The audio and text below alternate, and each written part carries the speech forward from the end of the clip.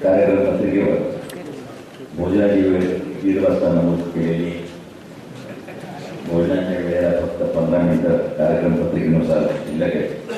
पण विनोदजींनी सांगितलं जोपर्यंत समोरच्या लोकांना भूक लागली असं त्यांच्या चेहऱ्यावरून तुम्हाला दिसत नाही तोपर्यंत तुम्ही तुमचं बोलून सुरू ठेवा. भूक लागल्यावर प्रेक्षक किंवा आपले पदाधिकारी आपोआप तुम्हाला सांगतील की थांबवा. त्याच्यानंतर परत आपण लंच नंतर परत एक सेशन जे काय उर्वरित भाग आहे तो आपण कंटिन्यू करू. तर हे मुद्द्याला भाग घालायचं म्हटलं तर मी आज थोडं माझं मनोगताचं स्वरूप बदलणार आहे. जास्त तांत्रिक यामध्ये काही ठेवणार नाही. पण कोणताही कायदा समजून घेत असताना त्या कायद्याचे कलम कॉमा पुस्तक त्याचे अर्थ अनर्थ हे कार्याचे काम वकिलांचं आहे. परंतु कायदा समजून घेत असताना कायदा करणाऱ्याच्या मनामध्ये काय आहे हे जर एकदा समजून घेतलं तर कायदा समजायला फार सोपा जातो. त्यामुळे कायदा करत असताना नेमकं केंद्राच्या मनामध्ये काय आहे, कायदा जो बनवतात लॉ मेकर्स आहे त्यांच्या मनामध्ये नेमकं काय हे समजून घ्यावं असं मला वाटतं. शैक्षणिक संस्था स्थापन करू शकता आणि शिक्षणाचं काम फेडरेशन स्वतः अंगावर घेऊ शकतं. फक्त त्याला शासनाची तुम्हाला थोडीशी मंजुरी घ्यावी लागेल एवढा सरकार आहे. कारण आपला शिक्षण अनुष्ठानात प्रशिक्षण देण्यासाठी एखादी संस्था सांभाळण्यासाठी तो शिक्षण असलेला असं वाटत असेल पण या कायद्यामध्ये बदल करण्यात आलेला आहे. दुसरी महत्वाची गोष्ट थोडासा तांत्रिक बदल आहे. 5 वर्षातनं 2 सभा नाही 5 वर्षातनं 1 सभा करण्यात आलेली आहे. आणि नोटीस म्हणल्यानंतर बऱ्याच वेळेला असं होतं की अदालतमध्ये काकाने आलं संचालकांना एक दिलासा देणारी गोष्ट कारण अनेक असतील. कारण सरकार आणि राजकारण हे एकत्र चालतं. त्यामुळे राज्यकर्त्यांना असं वाटलं असेल आपल्या विरोधी गटाच्या लोकांनी प्रशिक्षण घेऊच नाही अशी पण सोय करतील.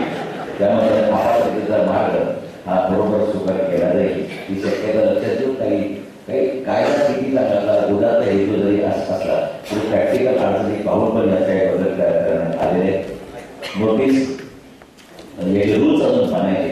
आता कायदा म्हणलेला आहे रूल्स बनायचे नियम बनायचे. त्यामुळे नियमामध्ये कायदा आपण आपल्या बायोमध्ये टाकू शकता की सभासदांना नोटीस कशी द्यायची. मग त्यामध्ये ईमेल असेल SMS असेल कुरिअर असेल ॲडव्हर्टाईज असेल रेडिओ जाहिरात असेल या सगळ्याचा आपण आपल्या उपयोगीमध्ये जरूर समावेश करावा. कारण आज तुम्ही बघायला जा तर बँकर बुक एव्हिडन्स ॲक्टमध्ये देखील केंद्राच्या कायद्यामध्ये ही इव्हिडन्सचे डॉक्युमेंट्स आहेत त्यामध्ये हे सगळे डॉक्युमेंट्स त्यामध्ये एव्हिडन्स म्हणजे साक्षी पुराव्यासाठी ते ॲड केलेले आहेत. त्याचा पण आपण उपयोग करून घ्यावा. त्यामुळे अशा प्रकारे जे काही आपल्याला अडचणी येते प्रत्येकाला सोल्युशनचं निश्चितच आहे. एक गोष्ट इथं सांगू शकतो की समर्पक जे असणारी लोक आहेत. परंतु आपण जर या बँकिंगचा विचार करायला तर आपल्याला नेहमी असं वाटतं की पतसंस्थांचा नंबर या भारतातल्या बँकिंग सेक्टरमध्ये सगळ्यात शेवट आहे. आणि आपण या बँकिंग सेक्टरचा विचार करायला गेला तर आपल्या डोळ्यासमोर सर्वप्रथम हे मोठमोठ्या बँक आहेत. तर मोठमोठ्या बँकांमध्ये राष्ट्रीयकृत बँक असेल त्याच्यानंतर खाजगी क्षेत्रातल्या बँका येतात HDFC असेल ICICI असेल व्यापारी बँका येतात शेड्यूल्ड कॉपरेटिव्ह बँका येतात कॉपरेटिव्ह बँका येतात आणि सगळ्या शेवट आपण झोपी आणि त्याला लहान होतो. फक्त भारताच्या अर्थव्यवस्थेमध्ये सगळ्यात अनन्यसाधारण महत्व कोणाला असेल तर ते पतसंस्था नाही हे आपण विसरू नका. कारण भारताच्या अर्थव्यवस्थेमध्ये हा कायदा समजून घेणे अगोदर लॉ मेकरच्या मनामध्ये विचार तर निश्चितच समजून घेणं आवश्यक आहे. भारताची अर्थव्यवस्था कोणत्याही देशाची अर्थव्यवस्था सक्षम कशावर असते तर त्या देशांच्या बँकिंगवर त्या देशामध्ये किती टक्के लोकांना बँकिंगची हॅबिट्स आहे बँकिंगची सवय आहे. आधी भारतातल्या 50% लोकांना बँकिंगची हॅबिट्स नाही. आधी तळागाळामध्ये गाड्या पैसे ठेवण्याची सवय आहे. आधी खेडेगावात एखादा आलेला मनुष्य 10 लाख रुपये मंडीतनं शहरामध्ये घेऊन जमीन खरेदीला आलेला आपल्याला दिसतो. या माणसाचं बँकिंग रेटमध्ये आणायचं असेल या माणसाचा पैसा जर बँकेच्या अर्थव्यवस्थेमध्ये देशाच्या अर्थव्यवस्थेमध्ये आणायचा असेल तर सरकारला केंद्राला देखील संपूर्ण पडलेलं आहे की यामध्ये सगळ्यात जास्त सहकारी क्षेत्राशिवाय दुसरं कुठलंही योग्य आपल्याला इन्स्टिट्यूट नाही. त्यामुळे एखाद्या भाजीवालीचे जसं काकांनी सांगितलं, एखाद्या भाजीवालीचे 5 रुपये डेली कलेक्शनच्या माध्यमातून अर्थव्यवस्थेत आणायचं काम सहकारी पतसंस्था चांगल्या प्रकारे करू शकतात, ICICI बँक करू शकतात. तर एक गोष्ट आपण आपल्या लक्षात ठेवली पाहिजे आपण की आपण या अर्थव्यवस्थेला कडा आहोत, आपण सगळ्यात मोठे आहोत. आपला नंबर या आपलं जे काम आहे ते समाजकाम आहे. समाजाचा अनुत्पादक पैसा आपल्या माध्यमातून उत्पादक क्षेत्राला वळवायला फार मोठं समाजकाम राष्ट्रीय ग्रामीण पतसंस्था करत असतात. त्यामुळे आपण ICICI बँकेपेक्षा वरचढ आहोत हे आपण मनामध्ये आपल्या बॉडी लँग्वेजमध्ये प्रत्येक गोष्ट भेटली पाहिजे. त्यामुळे प्रत्येक आपल्याकडे बघत असताना आपण एक केलं आपण फार मोठं राष्ट्रीय काम होतोय समाज. कारण पतसंस्थांना बँकेमध्ये अशा इमारत नाही जिथं पैसा ठेवला जातं किंवा काढला जातं. ज्याच्या माध्यमातून समाजाचा अनुत्पादक पैसा आहे, नॉन प्रोडक्टिव्ह मनी आमच्या माध्यमातून मी कर्ज देतो, एखाद्या व्यक्तीवर देतो आणि व्यक्तीवर आल्यानंतर हळू समाज वर येतो, समाज आले हळू ते राष्ट्र वर येतो. त्यामुळे आपला उद्योग फार मोठा आहे. त्यामुळे आपण फार मोठं समाजकाम करतो, राष्ट्रीय काम करतो. आपण फक्त लक्ष ठेवा त्यामुळे ताट मानेच या अर्थव्यवस्थेला आपल्याला जगायचं. दुसरी सगळ्यात महत्वाची गोष्ट, आपण लहान लोकांसाठी आहोत हे कधी विसरू नका. कायदा बनवणाऱ्यांना हे अपेक्षित आहे, आपण छोट्या लोकांसाठी. त्यामुळे काकांनी आता एक प्रश्न केला की कायदा बनवण्याच्या मनामध्ये काय, सोसायटी म्हणजे नेमकं काय, सहकारी संस्था म्हणजे नेमकं काय. सहकारी संस्था म्हणजे फुटायचं हे नाही की असे काही लोक एकत्र येतात, गरीब लोक एकत्र येतात की जे एकट्याला त्यांना आपल्या इच्छा पूर्ण करता येत नाही असे लोक एकत्र येतात, कॉमन पासवर्डमध्ये टाकतात आणि सगळे लोक आपापल्या घरात भागवणारी लोक एकत्र येऊन आपल्या शेअर कॅपिटल एखाद्या कॉमन पासवर्डमध्ये टाकून त्या माध्यमातून एखादी सहकारी संस्था चालू करतात. परंतु ज्या सभासदाला एखाद्या सहकारी संस्थेची गरजच नाही किंवा एखाद्या सहकारी संस्थेला त्या सभासदाची गरज भागवता येतच नाही, तर असा सभासद आणि सहकारी संस्था याच्यामध्ये सभासदाचा करार होणं अपेक्षित नाही. एखाद्या हाऊसिंग निर्माण सोसायटीमध्ये, गृहरक्षणा सोसायटीमध्ये 50 स्पॉट असतील तर 51 सभासद कधी होणार नाही. कारण 51व्या सभासदाला घर हवं आहे, परंतु त्या सोसायटीला घर द्यायला पाहिजे किंवा घर आहे. मग मला द्यायला घर नाही आणि त्याला घर हवं आहे, मग तो माझ्या सोसायटीचा सभासद होऊन उपयोग काय. आज मला 2 कोटी रुपये कर्ज हवं आहे, पण तुमची मर्यादा मात्र फक्त 25 लाख कर्ज द्यायची आहे. त्यामुळे तुम्ही मला 1 कोटी रुपये कर्ज देऊ शकत नाही, 25 लाखांमध्ये भागत नाही. तर असा सभासद आणि सोसायटी यांच्यामध्ये करावायचे काही शक्यता करार होऊच नाही. त्यामुळे सभासदाला असलेली गरज आणि ते गरज भागवण्याची क्षमता ज्या सोसायटीची आहे यांच्यामध्ये सभासदाचा करार होणं अपेक्षित आहे. त्यामुळे त्या सभासदात तुमच्या बँकेत अकाउंट नाही, तुमच्या पतसंस्थेत पैसा नाही, तुमच्या पतसंस्थेत ठेव नाही, तुमच्या पतसंस्थेत दिलेल्या सेवा तो घेत नाही किंवा पतसंस्थेला सेवा देत नाही, असा मनुष्य केवळ सभासद आहे, केवळ 100 रुपये आहे म्हणून तुमचा मालक म्हणून निर्णय प्रक्रियेमध्ये समावेश होत असेल तर ते सरकारला अपेक्षित नाही. सहकारी संस्था ही कोणतीही की पब्लिक लिमिटेड कंपनी नाही की जिथं फक्त शेअर्स आपण गुंतवणूक करतो आणि लाभांशाच्या आशे पोटी एक डिव्हिडंड घेण्यासाठी आपण शेअर गुंतवतो. आपले शेअर मार्केटमध्ये लिस्टेड नाही. सभासदाची गरज असते, त्यामुळे ज्याला गरज आहे तोच त्या संस्थेचा सभासद होईल. जे संस्थेने दिलेल्या सेवा तरी घेतल्या पाहिजे किंवा संस्थेला सेवा तरी दिल्या पाहिजे.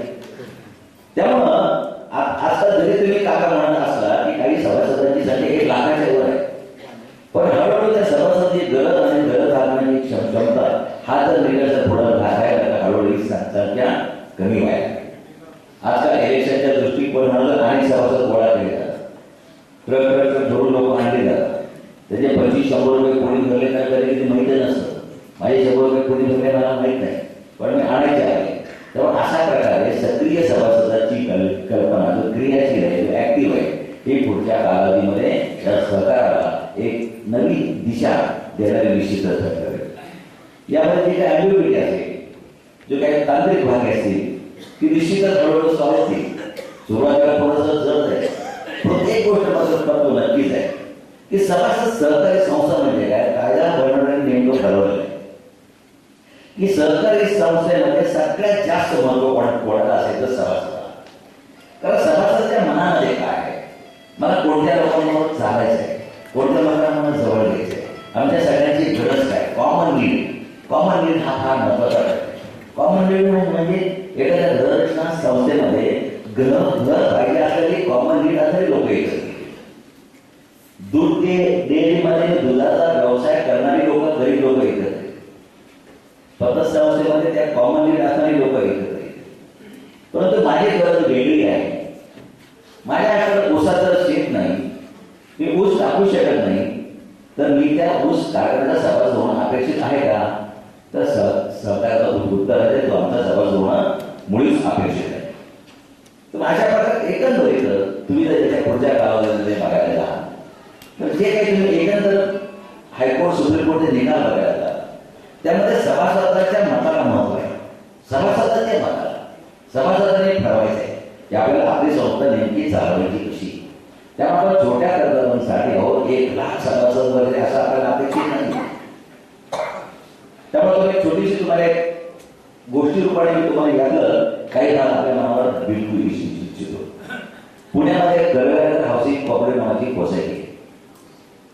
त्या सोसायटीमध्ये सभासदांनी ठरवलं की आपल्याला सोसायटीमध्ये बंगल्यामध्ये राहायचं, आपल्याला निवृत्ती नंतरचा काळ बंगल्यामध्ये रोज राहायचा. आणि त्या लोकांनी सोसायटी फॉर्म केली, प्लॉट घेतला, प्लॉटचं वाटप केलं, सगळ्यांनी बंगले बांधले.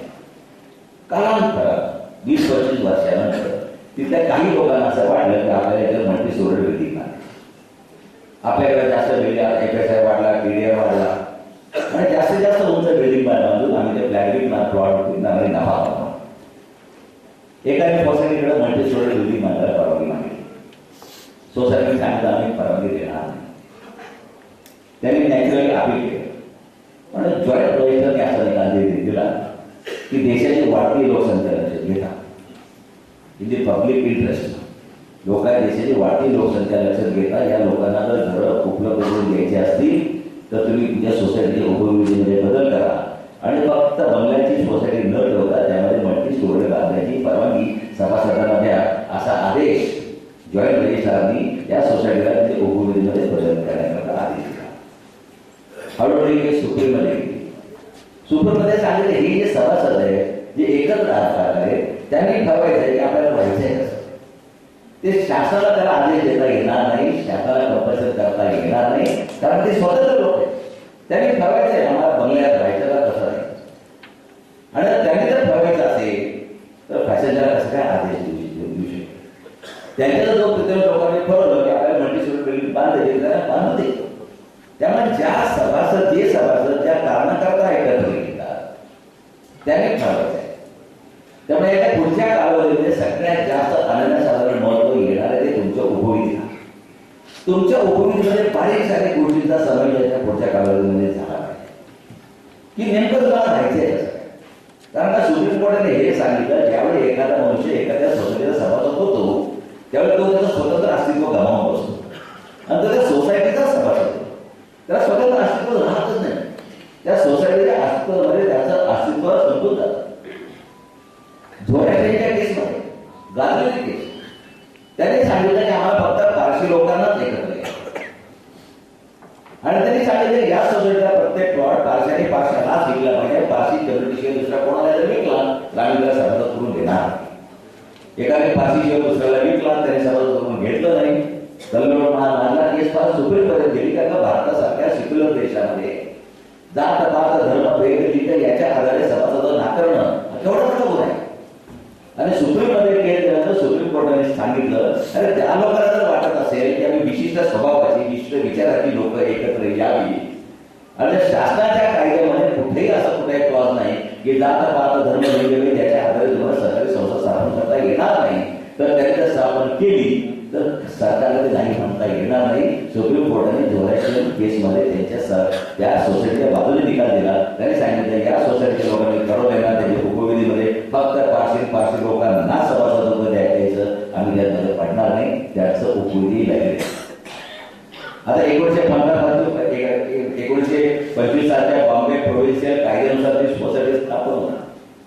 मग सुप्रीम कोर्टाने आदेश दिला तुम्हाला असं नको असेल तर तुमच्या कायद्यामध्ये टाका. यावेळेला कायद्यामध्ये जो बदल केलेला आहे जात पात धर्म वेळ याच्या आधारे मला राजकीय विचारसरणी याच्या आधारे कोणतीही सोसायटी स्थापन करता येणार नाही. पण त्यामध्ये हळूहळू बदल केलेला आहे. कोर्टामध्ये डिबेटेबल निश्चितच होईल. तरी ज्याकडे महिलांच्या सोसायटी आहे त्या महिलांच्या सोसायटी मात्र तुम्हाला स्थापन करते. मी कुठल्या सेक्शनचं कोर्ट करत नाही, तांत्रिक बाबीमध्ये नाही जात. मग जर महिलांची सोसायटी स्थापन करता येणार असेल तर पुरुषांची फक्त ती पण स्थापन करता येईल. कारण लिंग भेदच्या आधारे तुम्हाला फक्त स्त्रियांना हलवून आणि पुरुषांना नाही असं करता येणार नाही. परंतु उद्या हा कोर्टात हे जाणारच प्रत्येक मुद्दा जाणार. कारण आपल्या भारतामध्ये हुशार लोक इतकी आहे की भारतात प्रत्येक कायदा हा कोर्टाच्या पायरीवर जाऊन सुलभूनच बाहेर हे नक्कीच लक्षात ठेवा. तेव्हा रिस्पेक्ट प्रोफेशन वकील वागायला दिवस अत्यंत चांगले. कारण ही घटना दुरुस्ती आल्याबरोबर सर्वात प्रथम सहकार हा विषय राज्याच्या अखत्यारीत असावा. केंद्राला अशा प्रकारे घटना दुरुस्तीमध्ये सहकार विषय दुरुस्ती करून राज्याच्या अधिकारावर अतिक्रमण करता येईल का अशा प्रकारे पहिलं रिट पिटिशन गुजरात हायकोर्टात दाखल झालं. पण कधीच सेंट्रल गव्हर्नमेंटच्या अटॉर्नी जनरलला नोटीस दिली. हिअरिंग मात्र अजून झालेलं नाही. ते हिअरिंग होईल. त्यामुळे घटनेमध्ये मूलभूत अधिकार हा जर सिद्ध झाला आहे, नागरिकाला मूलभूत अधिकार आहे. आणि नागरिक म्हणल्यानंतर त्यामध्ये स्त्री असेल, पुरुष असेल, तृतीयपंथी असेल, कोणी असेल, नागरिकाची व्याख्या स्त्री पुरुषाची होत नाही. त्यामुळे सहकारी संस्था स्थापन करण्याचा मूलभूत अधिकार फंडामेंटल राईट हा जर नागरिकाला आहे तर नागरिक म्हणल्यानंतर त्यामध्ये सगळी लोक काढण्यात आली. पण नागरिकामध्ये लिंगाच्या आधारे मला भेदभाव करता येईल का हा परत कोर्टाच्या समोर हा मुद्दा जाणारच. त्या प्रत्येक मुद्दा ताळून सुलभ होते. त्यामुळे एखाद्या कुठल्याही गोष्टीमध्ये 21 संचालकांचं मंडळ असेल, घटनेने सांगितले 3 रिझर्वेशन असतील, राज्याने ते पास केले असतील. पण 3 रिझर्वेशन 21 मध्ये 3 रिझर्वेशन जर घटनेमध्ये सांगितले असतील तर याचा अर्थ असा की 18,000 ओपन. 18,000 ओपन याचा अर्थ असा की 18 ही संख्या ओपन कॅटेगरीला रिझर्व आहे. मग तुम्ही 3ची जर 5 रिझर्वेशन केली तर ऑटोमॅटिकली इकडं 18 ची 16 केली. अशा प्रकारे घटनेने सांगितलं असताना ओपन रिझर्वेशन 2 कमी करायचा अधिकार तुम्हाला आहे का हाही मुद्दा कोर्टाचा. त्यामुळे कुठल्याही प्रकारे छोटे छोटे मुद्दे, कारण हा कायदा वळायला वेळ लागेल, निश्चितच वेळ लागेल. परंतु याच्या पाठीमागची भावना, लॉ मेकरची भावना जर लक्षात घ्या. वार्षिक सभेमध्ये सभासद म्हणजे नेमकं काय? सभासद म्हणजे त्याची गरज आहे, त्याला म्हणायची या सोसायटीच्या माध्यमातून माझी गरज पूर्ण होते म्हणून सोसायटीचा सभासद होतो. कॉमन मार्केटमध्ये शेअर मध्ये पैसे टाकतो आणि त्याने शेअर घेतले म्हणून त्याला जो मतदानाचा अधिकार मिळतो त्या अधिकारामध्ये आपल्यातलेच काही लोक तो संचालक म्हणून निवडून देतो.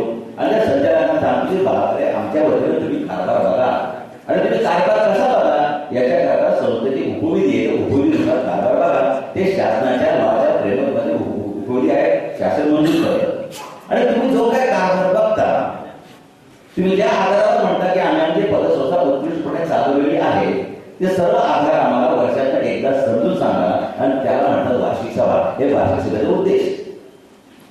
पण इथे बसलेल्या कोणत्या माणसाला समजा आमची पतसंस्था पदाधिकारी इथं म्हणाला आमचा CRR भांडवल पर्याप्तता 12% आहे आणि रिझर्व्ह बँकेने सांगितली 9%, 9% पेक्षा आमची 12% आहे, 3% जास्त आहे, जोरदार टाळा. दुसऱ्या एखाद्या म्हणाला तुमची तर 12 आहे, आमची तर 32 आहे, तरी टाळा. आता 32% हा भांडवल पर्यंत चांगलं का वाईट? हा 32% म्हणजे नेमकं काय? हा स्थिती रेशो जे काय सांगतो तो चांगला का वाईट हे जर कळून घ्यायची ताकद आपल्या ज्ञानात असेल तर त्या वार्षिक सभेला अर्थ काय. त्यामुळे कायद्यामध्ये सगळ्यात पहिल्यांदा सांगितलंय की तुम्ही ज्या आधारावर म्हणताना संस्था चांगली चालवतो ते आधार समजून घ्यायची ताकद त्या समाजाच्या ज्ञानात जायची असेल तर त्याला तुम्हाला ज्ञानी केलं पाहिजे, त्याला प्रशिक्षण दिलं पाहिजे. त्याला तुम्ही जी काय संस्था चालवता त्या संस्थेबद्दल जे काही तुमचे निकष आहेत जे काय आहेत ते त्याला समजून सांगा. त्याच्यासमोर त्याला अवेअरनेस नाही. नाहीतर 10,000 रुपये कमवायला त्या माणसाला 10 महिने लागतात, पण गुंतवायला मात्र 10 सेकंदाच्या वर लागेल. तो बघतच नाही, तो एकच बघतो काका आहे अनास्करांना गुंतवा. परंतु ही संस्था फक्त संस्थेत पैसे गुंतवायच्या नेमकं काय बघायला पाहिजे. त्यामुळे अहवालाचा विचार केला गेला. अहवाल सभासदांना द्यायचा का नाही, पण अहवाल हे देखील पुढच्या कालावधीमध्ये विनोद आहे प्रशिक्षण देण्याकरता एक चांगलं माध्यम होऊ शकतं. आज तुम्ही अहवालामध्ये जर हे बघायला जाल की नुसतं एक ठराविक 6 भाषण त्यामध्ये अहवाल किती रुपयाचा काय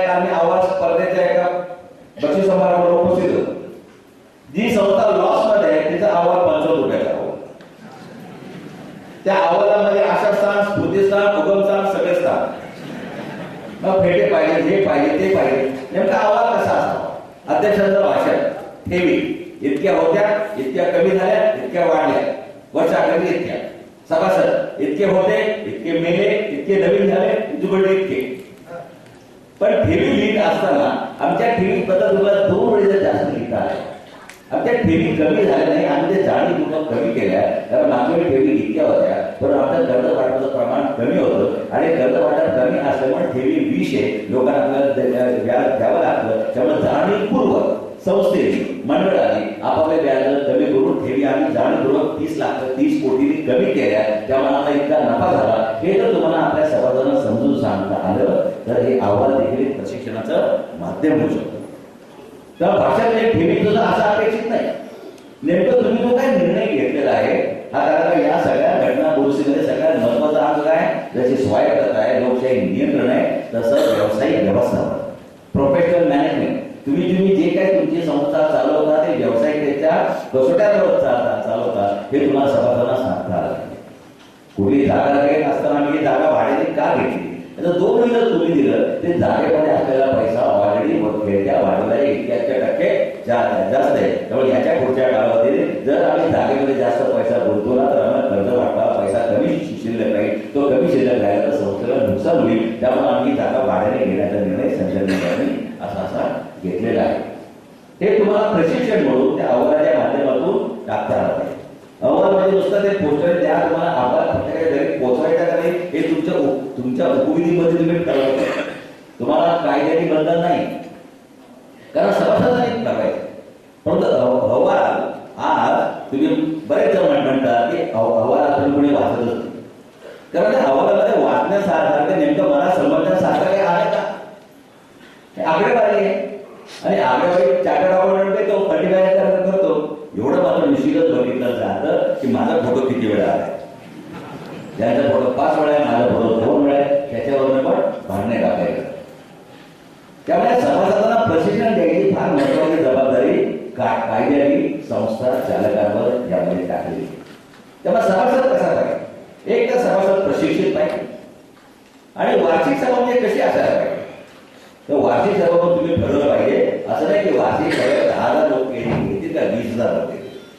वार्षिक सभेमध्ये ज्या पद्धतीने विषय होतात, ज्या पद्धतीने विषय पत्रिका वाचली जाते, ज्या पद्धतीने विषय मंजूर होतात, कोणतेही विषय. त्यामुळे आपल्याकडे वार्षिक सभा पण बऱ्याच वेळेला वाचलेली आपण पाहिली. त्यामध्ये हळूहळू पुढच्या कालावधीमध्ये बदल आहे. त्यामुळे एखाद्या वार्षिक सभेमध्ये एखादा सभासद मागे काका म्हणाले, एखादा सभासद पटकन उठून विचारतो. तर आपल्याकडे असं झालंय, वार्षिक सभा म्हणजे सभासदांना असं वाटलंय की वार्षिक सभा म्हणजे या सर्व संचालकांना आरोग्य केंद्रात उभं करून त्याच्या प्रश्नांची सरबत्ती करण्याकरता मिळालेला एक दिवस. आणि संचालकांना फक्त माहिती अरे तू किती वेळ 3 तास तर त्यामुळे एखादा मनुष्य जर संचालक मंडळाच्या विरुद्ध बोलायला लागला तर त्याचा आवाज सभागृहात ऐकू नाही गेले का? तर त्याच अध्यक्षाच्या हातात आपण शुगर फॅक्टरीमध्ये बघतो, मग तुझे 5,000 माझ्या गटाचे 5,000. एक गटाची सोसायटी कधी नसते, एखाद्या विशिष्ट याची कधी सोसायटी नसते, राजकीय विचारसरणी सोसायटी मुळीच नसते. मीडिया बऱ्याच वेळा लावून धरतं की ही बँक काँग्रेसच्या ताब्यातून राष्ट्रवादी खेचून घेतली, याच्यातून त्यांनी खेचून घेतली. एखाद्या विशिष्ट राजकीय विचाराची लोकांच्या संचालक मंडळावर जास्त असू शकतात, पण ती पतसंस्था ती बँक ही जनतेची असते, लोकांची असते. आणि सरकार माझी गरज आहे, ते गरज भागण्यासाठी गरीब लोक एकत्र येतात. त्यामुळे कायदा बनवत असताना कायदा करण्याने आता हा विचार फार प्रामुख्याने आहे. त्यामुळे तुम्हाला सभासदाला प्रशिक्षित केलं. त्यामुळे एखाद्या माणसाचा जर पटकन जर विचारायला लागला, अहो तुम्ही हा खर्च कशाला केला आणि त्याला विचारलं तुझा स्टेक किती वाढ, तो 100 रुपयाचा शेअर, म्हणजे 100 रुपयाचा शेअर होतो, मालक होतोस आणि सगळ्या संचालकांना आरोग्याच्या पैशाचा तो बघ प्रश्नांची सरबत्ती करतो. पण ज्याचा 1 लाख रुपयाची ठेव आहे, ज्याच्या ठेवीवर तुम्ही व्यवसाय करता त्या ठेवीदाराला मात्र तुम्ही कोणत्या आधारे पतसंस्था चांगली चालवता असं म्हणता, ते आधार समजून घेण्याचा अधिकार नाही का? तो मालक नाही. तुमच्या बॅलन्स मध्ये बघायला झालं 85 ते 90% पैसा या ठेवीदाराचा असतो, या सभासदांचा पैसा 2 ते 5% असतो. मग आता तो मालक कसा पाहिजे? तो मला असं पाहिजे, माझा त्यामध्ये स्टेक पाहिजे, माझा शेअर पण पाहिजे, प्लस मी त्या संस्थेमध्ये काही डिपॉझिट ठेवलं पाहिजे, संस्थेला सेवा दिली पाहिजे किंवा संस्थेची सेवा घेतली पाहिजे, म्हणजे मी लोन घेतलं पाहिजे, लोनच्या आधारे मी संस्थेला व्याज उत्पन्न रुपये कमवून दिलं पाहिजे. या 2 पैकी जर एक असेल तरच मी क्रियाशील. आणि माझे जर 1 लाख रुपये त्यामध्ये गुंतलेले असतील तर 1 लाख रुपये सुरक्षित ठेवण्याच्या दृष्टिकोनातून कोणती लोक संचालन मंडळाला आवश्यक आहे याचा मी पुरेपूर विचार करेल आणि अशाच लोकांना म्हणतात. नाही तर घराघराकडे शिक्का लागत असतो, कुणी आलं काय आलं मोठी गाडी भरत होता, माझं काय गेलं 100 रुपये गेले फक्त, ते देखील मी भरले का नाही हा वेगळा. त्यामुळे कायदा नीट लक्ष द्या, कायद्याच्या तांत्रिक गोष्टीमध्ये जाऊ नका. शिक्षण आहे सगळे वाचायला मिळेल, त्यानुसार कॉमा पुस्तक अर्थ अनंत अनेक जर काढली, परंतु कायदा बनवत असताना नेमकं कायदा बनवणाऱ्या मनामध्ये काय त्यांना काय अपेक्षित आहे आपल्याकडून. त्यामुळे सहकारी संस्था ही कुठली प्रायव्हेट लिमिटेड कंपनी नाही, लिस्टेड कंपनी नाही. मी तर लोकांनी फक्त लाभ डिव्हिडंडच्या हव्याच्या पोटी पैसे बोलतो काय, अरे तुला गरज आहे का, आणि ती गरज भावनिक क्षमता त्या सोसायटीची आहे का, तरच तुमच्यामध्ये सभासदत्वाचा करार होऊ शकतो. आणि एकदम अशा प्रकारच्या सोसायट्या फॉर्म आहे की 1 लाख सभासदांची संख्या असेल ती हळूहळू निश्चितच कमी होईल. तर आपण प्रॅक्टिकली बघितलेलं आहे, अनुभवलेलं आहे, ते आहे ते सत्य स्वीकारलं पाहिजे. म्हणून तो सत्य स्वीकारायचे त्याचा मार्ग निघणार नाही. एखादं संचालक मंडळ गेलं नवीन आलं की आयुष्यभर ही सत्य व्हावं म्हणून माझ्या गटाचे अनेक 20,000 सभासद करून घेतो, कारण आधी जे 20 आहेत ना मग 30 करणार, त्याच्यापेक्षा ते 10 जास्त करणार. मग सभासदांची मोहीम सुरू होते. आणि अनेक लोकांना तुम्ही बघायला जा की ज्यांचं बँकेमध्ये खातं आहे त्यांच्याकडं सभासदत्व नाही, आणि ज्यांचा सभासदत्व आहे त्यांचा फक्त संस्थेचे कधी व्यवहार असतो.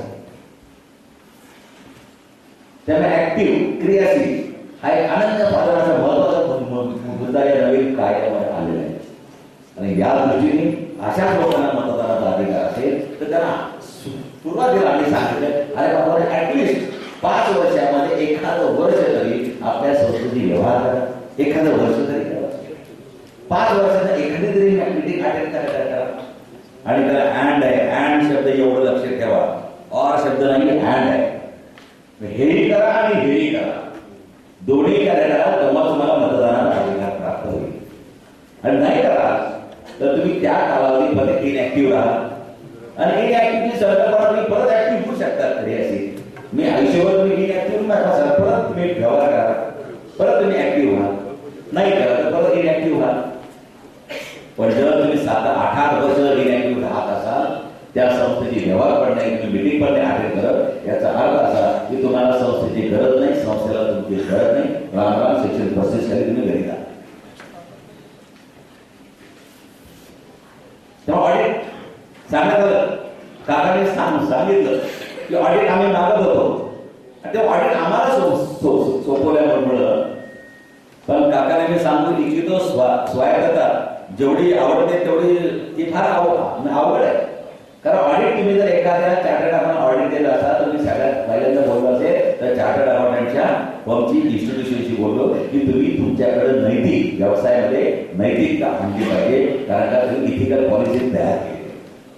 कारण ऑडिट मिळण्याच्या दृष्टिकोनातून याच्यापुढे काही होऊ शकतं. एखाद्या मनुष्याचं दर महिन्याला 5 लाख ऑडिट करतो, दुसऱ्या महिन्यात 3 लाखाला करतो, तिसऱ्या महिन्यात 1 लाखाला करतो, 14 महिन्यात 50,000ला करतो. आणि एखादा नवीन चार्टर्ड अकाउंटंट नुकताच कालभर झालाय, तो म्हणाल की भावानं मला पैसे नको, मी तुम्हाला 10,000 रुपये देतो, मला ऑडिट द्या. का तर मला माझ्या व्यवसायामध्ये टिकायचं आहे.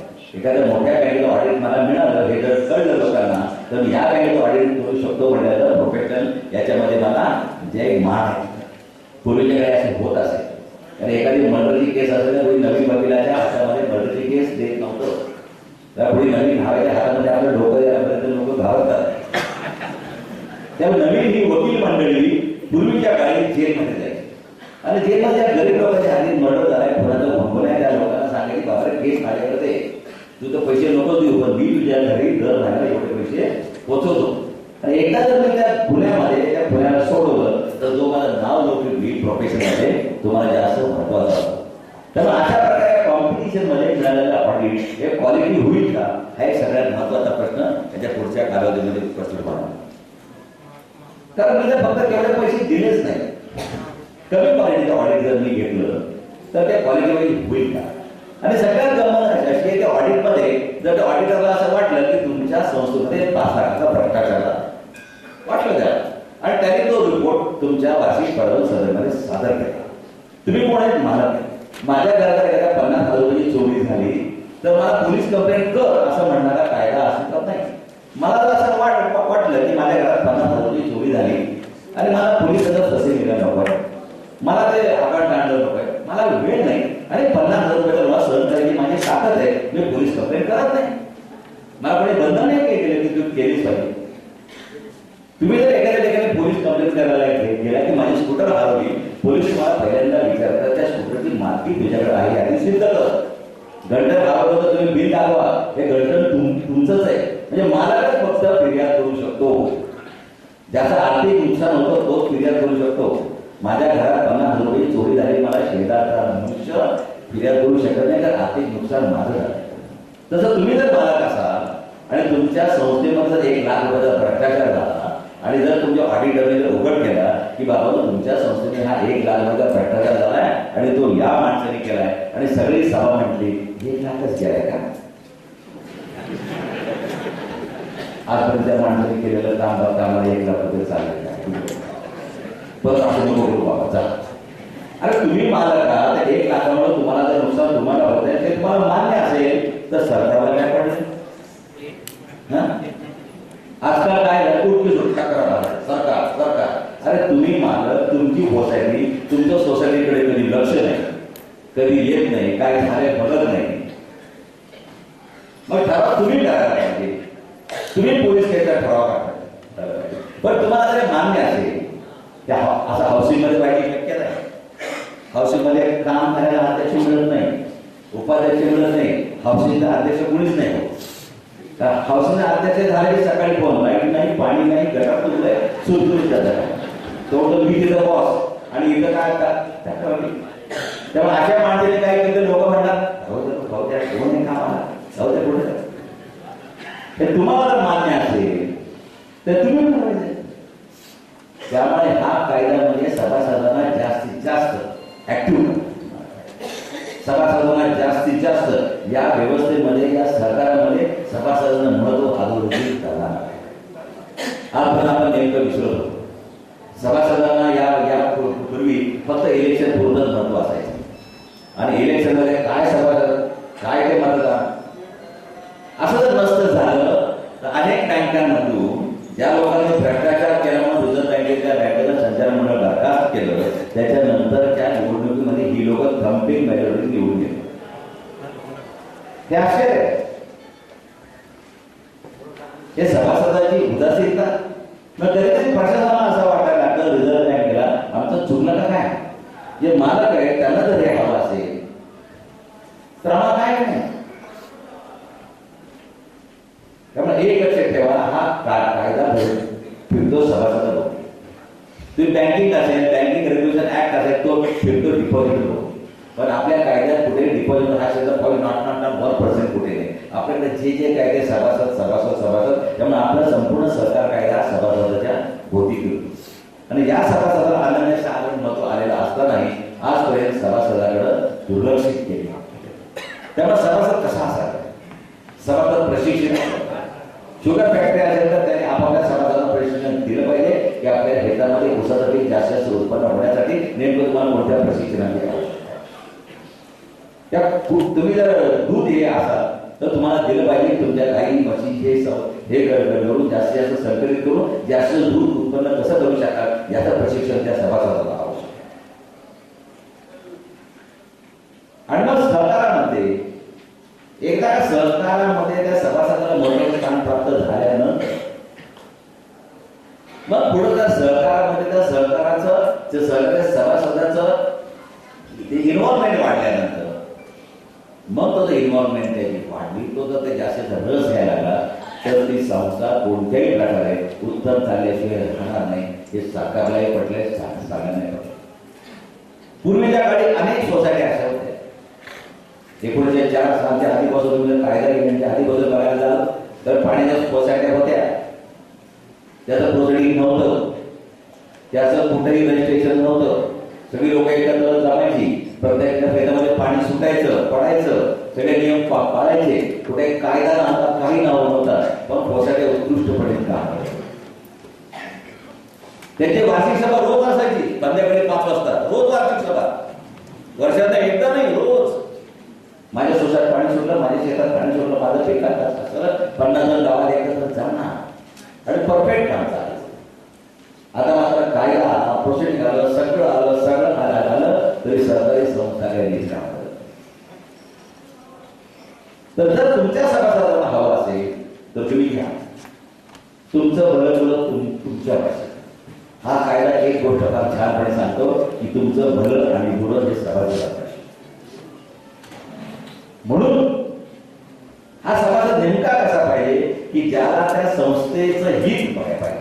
आणि मी हित कधी पाहिजे जर माझा स्टेक त्यामध्ये असेल, माझा पैसा बनला असेल, तुम्ही केलेल्या एखाद्या चुकीच्या कामाची झळझळ मला पोहोचणार असेल तर निश्चित होतं सभासद आपल्या हिताचं रक्षण म्हणजे त्या सोसायटीच्या हिताचं रक्षण करण्यासाठी जास्तीत जास्त त्यामध्ये इन्व्हॉल्व होईल. आणि नॉन ऍक्टिव्ह आहे, नुसतं मतदानाकरता इलेक्शनसाठी एकत्र आणलेले आहे अशा लोकांना हळूहळू या सहकारी संपूर्ण नेटमधून बाहेर काढायचं काम. आता अनेक लोकांना, बऱ्याच लोकांना असे हे असते मी 11 बँकांचा सभासद आहे. काय रे म्हणजे आपण फार इझी असत का? नाही इझी असतं. आधी अटेंड करतो, ती अटेंड करतो आणि लोक कुठून घेतलं अजिबात नाही, ठेव कुठे अजिबात नाही, अकाउंट कुठे नाही. आणि हा सभासद 11 लोकांचा. असे सभासद पुढच्या वेळेस आपल्याला चालणार नाही.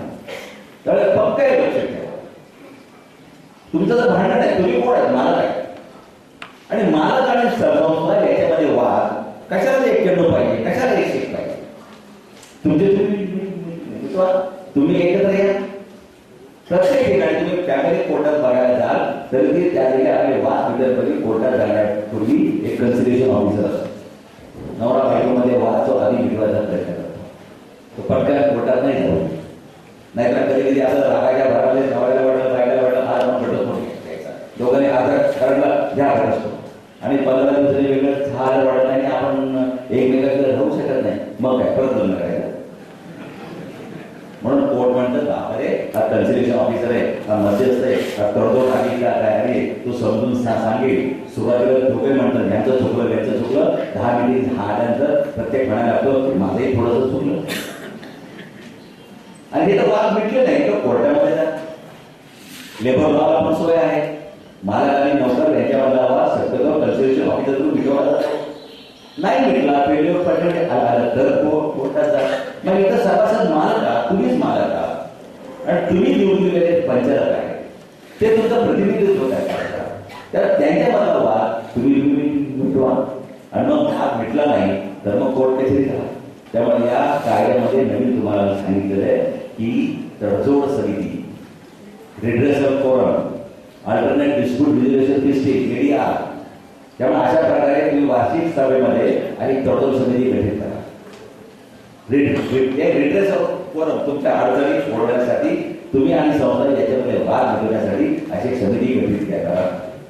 90A मध्ये तुम्हाला कायद्याचा आधार दिला आहे, दर्जा दिला आहे. त्यामुळे तुम्ही जे काय तडजोड होईल त्याच्याकरता पंचायत जबाबदार राहणार नाही. त्यामुळे या तडजोडीच्या मार्गाने तुम्ही तुमची संस्था तुम्ही चालवा. तडजोड झाली नाही तर मग कोर्ट कचेरी बघा. मग 91 100 अनेक मार्ग आहे. पण तडजोड तुम्ही करा.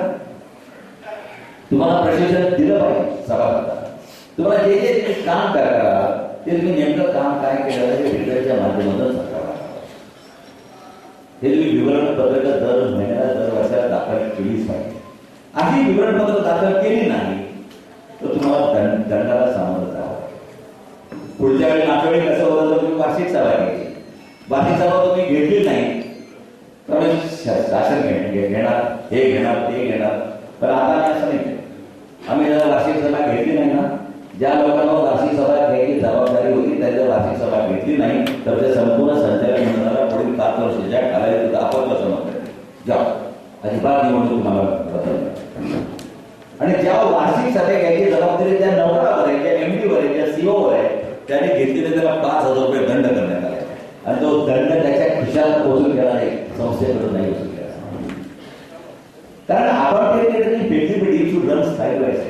तुम्ही स्वायत्तता देत असाल जबाबदारी दिली आणि जबाबदारी आणि स्वायत्तता एकत्रपणे चालतात. तुम्ही हे करा, न केल्या दंडाला सामोरं जा, शिक्षेला सामोरं जा, अपात्रतेला सामोरं जा.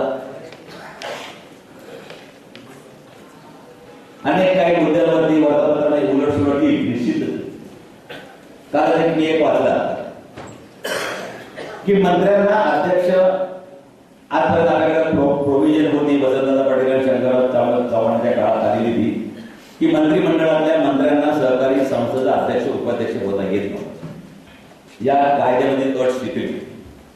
त्यामुळे आता मात्र हे मंत्री सगळे अध्यक्ष होती मोठमोठ्या सरकारी संस्थांचे आणि त्यांच्या सोसायटीत काय झालं तर मात्र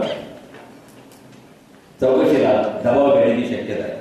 पण कुठल्याही नाण्याला दोन बाजू असतात. तुम्ही एक विचार करा. मी हे चांगली गोष्ट कशी पटवून द्यायला बसवलं ते पण पटवून देऊ शकत, वाईट कसे तेही पटवून देऊ शकत. पण आपण मात्र चांगलं बघितलं पाहिजे, पॉझिटिव्ह बघितलं पाहिजे. आपल्याला माहिती की एखादा सहकारी कारखाना, एखादी सहकारी संस्था एखाद्या मंत्र्याच्या पूर्ण कंट्रोलमध्ये आपल्याला माहिती. पण तो मंत्री त्यामुळे त्याला अध्यक्ष होता येत नाही. तो अध्यक्ष करतो दुसऱ्या एखाद्याला आणि तो जर अध्यक्ष असतो तर पूर्ण याच्या कंट्रोलमध्ये असतो. हा सांगेल तेच तो करणार, केलंच पाहिजे त्याला, करणार तो याच्या मनात. पण उद्या जर काही झालं तर हा जेलमध्ये, कारण तू केलं हे बाजूला. स्वायत्तता दिल्यानंतर हे चांगलं का होईल? ज्याने डिसिजन घेतलाय त्याचे भोग तर त्याला भोगावे लागत असतील, दुसरं कोणी आधार नसेल तर चांगलंच आहे. आणि तुम्हाला स्वायत्तता दिली, ऑटोनॉमी दिली. स्वायत्ततेचा अर्थ असा आहे की एखादे समजा माझे एक छोटं दुकान आहे, 10 लोकांनी म्हणून आमच्या फॅमिलीचं दुकान, अरे फॅमिली लोक एकत्रपणे चालवत, शासनाचं नियंत्रण नाही. तुमच्यामध्ये शासनाचा एकही भांडवल नाही, पैसा नाही. तर मध्यंतरीच्या काळामध्ये आंदोलन झालं. आंदोलन झालं असताना अनेक अण्णा हजारे आंदोलन केलं आणि शासनाला नाही म्हणजे 200 कोटी रुपयाची प्रोव्हिजन या पतसंस्थांमध्ये फुटलेल्या पैशाकरता करावे लागले. त्यावेळी अण्णांना एकदा आम्ही विचारलं, मी त्याच्या बरोबर त्या समितीवर होतो, या ठेवीदारांना शासनाने सांगितलं नाही की दोन पैसे ठेवायला. ही सरकारी पतसंस्था नाही, सहकारी पतसंस्था आहे. त्यामुळे माझे ठेव ठेवत असताना कोणत्या पतसंस्थेत ठेव ठेवावी हे याचं ज्ञान जर मला नसेल, मी जर व्याजाच्या लोकांवरती मी जर तिला 15% व्याज मिळतं, 12% मिळतं, पण हे ठेवत असाल नेमकं मी ते काय बघितलं पाहिजे हे जर मी बघितलं नसेल तर तो माझा गुंतवणुकीचा निर्णय हातात चुकला असेल आणि जर माझी फसवणूक झाली आहे तर शासन जबाबदार कसं काय? नाही, अण्णाने सांगितलं नाही नाही नाही तुम्ही तिथं ऑडिट वर्ग दिलाय का, त्याला वर्ग दिलाय आणि तुमचा वर्ग बघून लोकांनी पैसे. आता तर ऑडिट शासनाकडे नाही, आता ऑडिट आहे ते तुमच्याकडे आहे. शासनाकडे तपासणी राहील, निश्चितच राहील तपासणीचं काम. हे तुम्ही केलं जे काय काम करता ते तपासणी करायचा अधिकार शासनाकडे राहील. इन्स्पेक्शन हा ऑडिटपेक्षा फार महत्वाचा भाग आहे. तुम्ही जर एखाद्या कायद्याचं उल्लंघन केलं, कारण बऱ्याच वेळा असं समजलं आहे की कायद्याच्या उल्लंघनावर एक गोष्ट सांगतो, अनेक उपविधी पूर्वी मंजूर होतात, पूर्वी मंजूर झाले असतील. त्यामुळे बऱ्याच वेळा लोक म्हणतात की आमचे उपविधी जुने मंजूर. अनेक ठिकाणी असे काही काही उपविधी असे विचित्र बघितलेले आहेत की त्या उपविधीमध्ये 2 पंचालक एखाद्या संस्थेचे पदसिद्ध पण आहेत. पण आता जुने उपविधी मंजूर आहे म्हणून तुम्हाला याच्या पुढच्या कालावधीमध्ये चालणार नाही. कारण आपल्या नवीन कायद्यामध्ये वाक्य टाकण्यात आलेलं आहे की तुमचे जे काही उपविधी आहेत आत्ताचे ते आता प्रेझेंट कायद्याची जर इनकन्सिस्टंट असतील, प्रेझेंट कायद्याची विसंगत असतील तर ते नवीन वळी होतील. त्यामुळे जुने मंजुरी म्हणून याच्या पुढे चालणार नाही. सध्याच्या कायद्याशी जर विसंगत असतील तर त्या पुढच्या कालावधीमध्ये ते तुम्हाला बदलावे लागतील. कारण का कायदा हा उपविधीपेक्षा श्रेष्ठ आहे. त्यामुळे इलेक्शन मध्ये 21 संचालकांचा बोर्ड आहे हे निश्चित, पण 21 संचालकांचा बोर्ड आहे त्यामध्ये 5 रिझर्वेशन आहेत. पण 21 तुम्ही मॅक्झिमम 21 आहे, मिनिमम किती ठेवायचे ते तुम्ही करा. पण त्यामध्ये 5 रिझर्वेशन असल्यामुळे निश्चितच तुम्हाला 6 ओपन ठेवावे लागतील. त्यामुळे कमीत कमी हे 11चं तरी बोर्ड तुम्हाला ठेवावंच लागेल. 11पेक्षा कमी तुम्हाला बोर्ड ठेवता येणार नाही. का तर रिझर्वेशन हे 50% जास्त नसावं ही जर पॉलिसी असते तर त्या रिझर्वेशन 5 असेल तर 6 तुम्हाला कुपन ठेवावे. 2 एक्सपर्ट तुम्हाला घ्यायची मोबाईल घेतलेच पाहिजे असं नाही. काकायचं असतं तर मी त्यांना सांगू इच्छितो की तुमच्या उपविधीमध्ये तुम्ही असा एक बदल करा की एक्सपर्ट लोक जे आहेत ते पण निवडूनच आले पाहिजेत. कारण त्या निवडून आलेल्या एक्सपर्टला जर मताची किंमत असेल तर त्या एक्सपर्टला थोडं तरी त्या संचालक मंडळामध्ये काहीतरी स्थान आहे. एक्सपर्ट म्हणजे काय? तज्ज्ञ संचालक. तज्ज्ञ म्हणजे काय? त्याला जर अडचण असेल तर सल्ला विचारायचा. पण आम्ही आमचं म्हणतो तुला सल्ला विचारला तर बोलायचं. सल्ला विचारायचं मध्ये मध्ये नाम कुठलं नाही का आम्हाला अडचण आहे आम्ही करत नाही सगळं. कारण मी प्रत्येक साधारण आम्ही आमच्या बँकिंगमध्ये विनंती केली की तज्ञ म्हणजे काय चार्टर्ड अकाउंटंट सीए कोण काय बँकेमधला अनुभव असणारा याचे सेपरेट मतदारसंघ करा तुमच्या उपभोगीमध्ये. 6 ओपन 2 तज्ञ असं मतदारसंघ करा.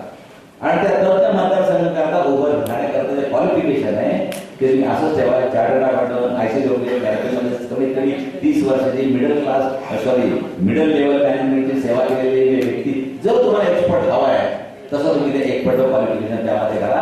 असा मनुष्य त्या 2 त्या मतदारसंघाच्या जागे करता निवडणुकीला उभं. आणि एकदा का त्याला मतदाराचा अधिकार आला तर असा एक्सपर्ट मनुष्य तुमच्या पतसंस्थेचा अध्यक्ष पण होईल, उपाध्यक्ष होईल आणि तुमच्या प्रत्येक निर्णय प्रक्रियेमध्ये त्याला भाग घेता येईल. त्याचं फंक्शनल डायरेक्टर नावाचं एक पद केलं त्या. फंक्शनल म्हणजे कोण? तरी आम्हाला मुद्दाम स्पेसिफाय केले की जो त्या पतसंस्थेमध्ये सेवेत आहे, जो सीओ आहे, जो एमडी आहे आणि तो पतसंस्थेच्या सेवेमध्ये फील्डवर्कमध्ये. कारण काय हे संचालक मंडळ डिसिजन मेकर्स आहेत. तर संचालक मंडळाने घेतलेला निर्णय अंमलबजावणी करायचं काम त्या सीओ आहे. तो फ्रंट लाईन असतो, तो समोरच्या लोकांना फेस करतो. त्यामुळे त्याला फ्रंट लाईन त्याला रूट कॉर्नर अडचणी माहिती असतात. त्याच्या अनुभवाचा फायदा संचालक मंडळाला आपल्या निर्णय प्रक्रियेमध्ये होण्यासाठी असा मनुष्य तुमच्या संचालक मंडळावर असणं हे आवश्यक आहे. याच्यासाठी हा सीओ एमडी हा जो पण असेल असे घटनेमध्ये असे फंक्शनल डायरेक्टर किती असावे त्याला आकड्याचं बंधन नाही. पण आपल्या कायद्यामध्ये मात्र ते बंधन टाकण्यात आलेले आहे. पूर्वी 2 होत होतं ते आता 1 करण्यात आले. हे पण लक्षात आहे. एकच बंधन आणि तो तुमच्या पूर्ण वेळ सेवेत पाहिजे, नोकरीमध्ये पाहिजे. तेव्हा फंक्शनल डायरेक्टर म्हणून कोणाला ऍडजस्ट करायचं किंवा काय म्हणतात त्याला सोय करायची अशा प्रकारचे पद नाही. सेवकांच्या सेवक प्रतिनिधीचं पद हे आता काढून टाकण्यात आलेलं आहे. कारण व्यवसायिक प्रोफेशनलिझम आहे. तेव्हा तुम्ही सभासदांनी एकत्र येऊन जी संस्था चालवली तिथं व्यवस्थापन हे व्यवसायिकच पाहिजे, प्रोफेशनलच पाहिजे. कारण कोणता व्यवस्थेमध्ये तुम्हाला स्पर्धा करायची असेल तर जगात काय चाललंय एवढ्या डोळ्याने बघत असताना आपला व्यवसाय जास्त व्यवसायिक पद्धतीने असावी हे जर बघायचं असेल अशा प्रकारे फंक्शनल डायरेक्टर हा तुमच्या संचालक मंडळाचा सदस्य असणं ही काळाची गरज आहे. तर याच्यानुसार तुम्हाला डेफिनेशन मध्ये बदल होईल. ऍक्टिव्ह मेंबरचे डेफिनेशन येईल, तुम्हाला अथॉरिटी येईल, हे येईल, ते येईल. सेक्शन 26 मध्ये बदल होईल, मतदारामध्ये 27 मध्ये बदल होईल आणि 81 मध्ये बदल होईल. त्यामुळे तुमच्या निवडणुका याचा वेळेत होण्यासाठी स्वतंत्र निवडणूक अथॉरिटी नेमली जाईल आणि निवडणूक अथॉरिटीच्या माध्यमातून तुमच्या निवडणुका होतील. आणि या निवडणुका होत असताना वेळच्या वेळी होण्यासाठी काय करायला पाहिजे हे जे स्वतंत्र निवडणूक आयोग आहे, कमिशन आहे, अथॉरिटी आपापलं काळजी घेईल. त्याच्या पुढच्या कालावधीमध्ये कोणालाही खास बाब म्हणून कारण पूर्वी आपल्या शासनाकडे असलो काही झालं की खास बाब, काही झालं की खास बाब आणि खास बाबावर मुंबई हाताचे ताशेरे ओढले काही झालं तरी खास बाब. आता मात्र तुम्हाला कोणत्याही परिस्थितीत दुष्काळ येऊ द्या, आवश्यक येऊ द्या, हे येऊ द्या, ते येऊ द्या, तुमच्या निवडणुका पुढे ढकलता येणार नाही. आणि मुदत संपाच्या आतमध्ये निवडणुका घेण्याची जबाबदारी त्या आत्ताच्या संचालक मंडळावर आहे. आणि तरी जबाबदारी पार पाडली नाही तर कारवाईला त्याला सामोरं जायचं. तेव्हा बऱ्याच वेळेला असं बोललं जातं की ज्या संस्थेमध्ये शासनाचं कोणते भाग भांडवल नाही, शासनाची कोणती मदत नाही किंवा आर्टिकल 12 डेफिनेशन स्टेट या डेफिनेशन त्या संस्था बसत नाही अशा संस्थांचं संचालक मंडळ बरखास्त करायचं किंवा सस्पेंड करायचं हा कोणताही अधिकार शासनाला नाही. एक गोष्ट फक्त लक्षात ठेवा, आता जो कायदा येतोय तो वटहुकमाच्या रूपाने येतो. हा वटहुकूम आल्यानंतर नजीकच्या 6 महिन्याच्या काळामध्ये राज्याच्या विधानसभेपुढं हा कायदा परताव्याविरुद्ध पारित करावा लागेल। या 6 महिन्याच्या कालावधीमध्ये वटहुकमानंतरच्या 6 महिन्यामध्ये जर काही आवश्यक प्रॅक्टिकल डिफिकल्टी आल्या तर त्यामध्ये आवश्यक ते बदल होऊन सुधारित कायदा परत एकदा विधानसभेपुढं येण्याची शक्यता आहे। ती विधानसभेपुढे येत असताना आताच्या कायद्यामध्ये पण अनेक बदल केले जाण्याची शक्यता आहे। त्या असा एक निकालाबद्दल ते तुम्हाला सांगून ठेवतो आत्ताच की जर तुमच्या ज्या शासकीय ज्या सहकारी संस्थांना शासकीय मदत नाही गेट नाही त्याचं संचालक मंडळ बरखास्त करायचं किंवा सुप्रसिद्ध करायचा अधिकार शासनाला जरी नसला तरी जर त्या तुमच्या पतसंस्था डोळ्यासमोर घ्या तुमच्या पतसंस्थेचं नेटवर्क जर निगेटिव्ह असेल तुमच्या पतसंस्थेचं संपूर्ण भांडवल हे तोट्याने खाऊन टाकलं असेल तुमच्या पतसंस्थेचा तोटा भांडवलापेक्षा जास्त असेल याचा अर्थ असा की तुमच्या सभासदाच्या शेअरची किंमत 0 म्हणजे जिथं सभासदाच्या शेअरची किंमत 0 तिथं तुमचा स्टेकच नाही यामध्ये शासनाचा जाऊ दे तुमचा स्टेकच नाही तर तुमच्या मताला किंमत 0 त्यामुळे तुमचा स्टेक नाही जिथं तुमचा तोटा हा भांडवलापेक्षा जास्त होतो ती संस्था सीक म्हणून याच्या पुढं जाहीर केली जाईल आणि या सीक संस्थेवरती आधारित संस्थेवरती प्रशासक नेमण्याचे अधिकार हे 100% सरकारला प्राप्त होते। या संबंधी केंद्राच्या लॉ अँड ज्युडिशियरी स्पष्ट मत दिले की घटनेमध्ये 5 कारणं दिलेली ते 5 कारणाशिवाय सीक युनिट हे वेगळं कारण आहे। त्यामुळे या कारणाकरता जरी तुमच्या पतसंस्थेला शासकीय मदत नसली तरी जिथं जिथं तोटा भांडवलापेक्षा जास्त होईल तिथं सरकारला तुमचं संचालन मंडळ बरखास्त करून प्रशासक नेमण्याचे अधिकार निश्चितच मिळतील। अनेक कारणं शोधली जातात नाही असं नाही यामध्ये त्यामुळे असं काही नाही कारण आज आम्ही बघा मल्टी स्टेट कोऑपरेटिव्ह सोसायटीमध्ये ऑडिट हे पूर्वीपासूनच आजही जे मल्टी स्टेट बँक आहे मल्टी स्टेट तिथं ऑडिट हे शासकीय ऑडिट नाही वैधानिक लेखा परीक्षण नाही तिथं ऑलरेडी खासगी ऑडिटरच ऑडिट करतात पण त्या संस्थांमधून कधी त्या बुडल्याचं किंवा ऑडिटचं काही गैरव्यवहार झाल्याचं मी ऐकलं नाही।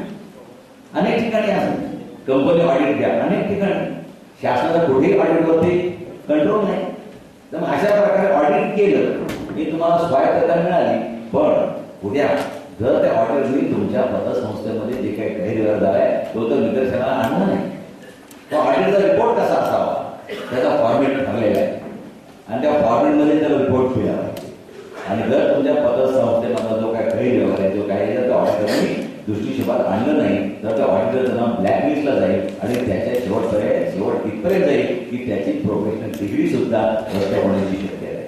तर अशा प्रकारे कोण रिस्क घेईल हे पण आपल्याला पुढच्या कालावधीमध्ये मग हा कायदा सरकारला तारक आहे का मारक आहे हे जरी आगामी काळ ठरवणारा असा असला तर एक निश्चित आहे तुम्ही ते कसं घेता तुम्ही जर याला तुम्ही कोणत्या दृष्टिकोनातून या नवीन कायद्याकडे बघता हा कायदा आपल्याला पुढच्या तुम्ही सहकारी संपूर्ण सेक्टरकडे तुम्ही एखाद्या विशिष्ट आपल्याकडे संस्था डोळ्यासमोर ठेवून याच्याकडे बघू नका माझं त्याचं स्पष्ट मत आहे 1 लाख सभासद 80,000 सभासद हे कुठल्याही सहकारी पतसंस्थेला सहकारी संस्थेला अपेक्षितच नाही हो अपेक्षितच आपल्याला सभासद संख्या छोटी असावी अनेक छोट्या संस्था असाव्या पाहिजे किराणा मालाची दुकानं कशी असतात वाड्या वस्त्यांवरती तशा संस्था असाव्या छोट्या संस्था 500 लोकांच्या 1000 लोकांच्या 2000 लोकांच्या किराणा मालाची दुकानं वाड्या वस्त्यांवरती जर सामान्य तळातल्या माणसाला ते किराणा माल छोट्या पुढ्याच्या माध्यमातून आम्ही इथं जीवनाशय करत बसतो त्याला करू आम्हाला आयसीआयसीआय बँकेला डांबून नकोच आहे कारण आमचं स्ट्रक्चर तसं नाहीच आहे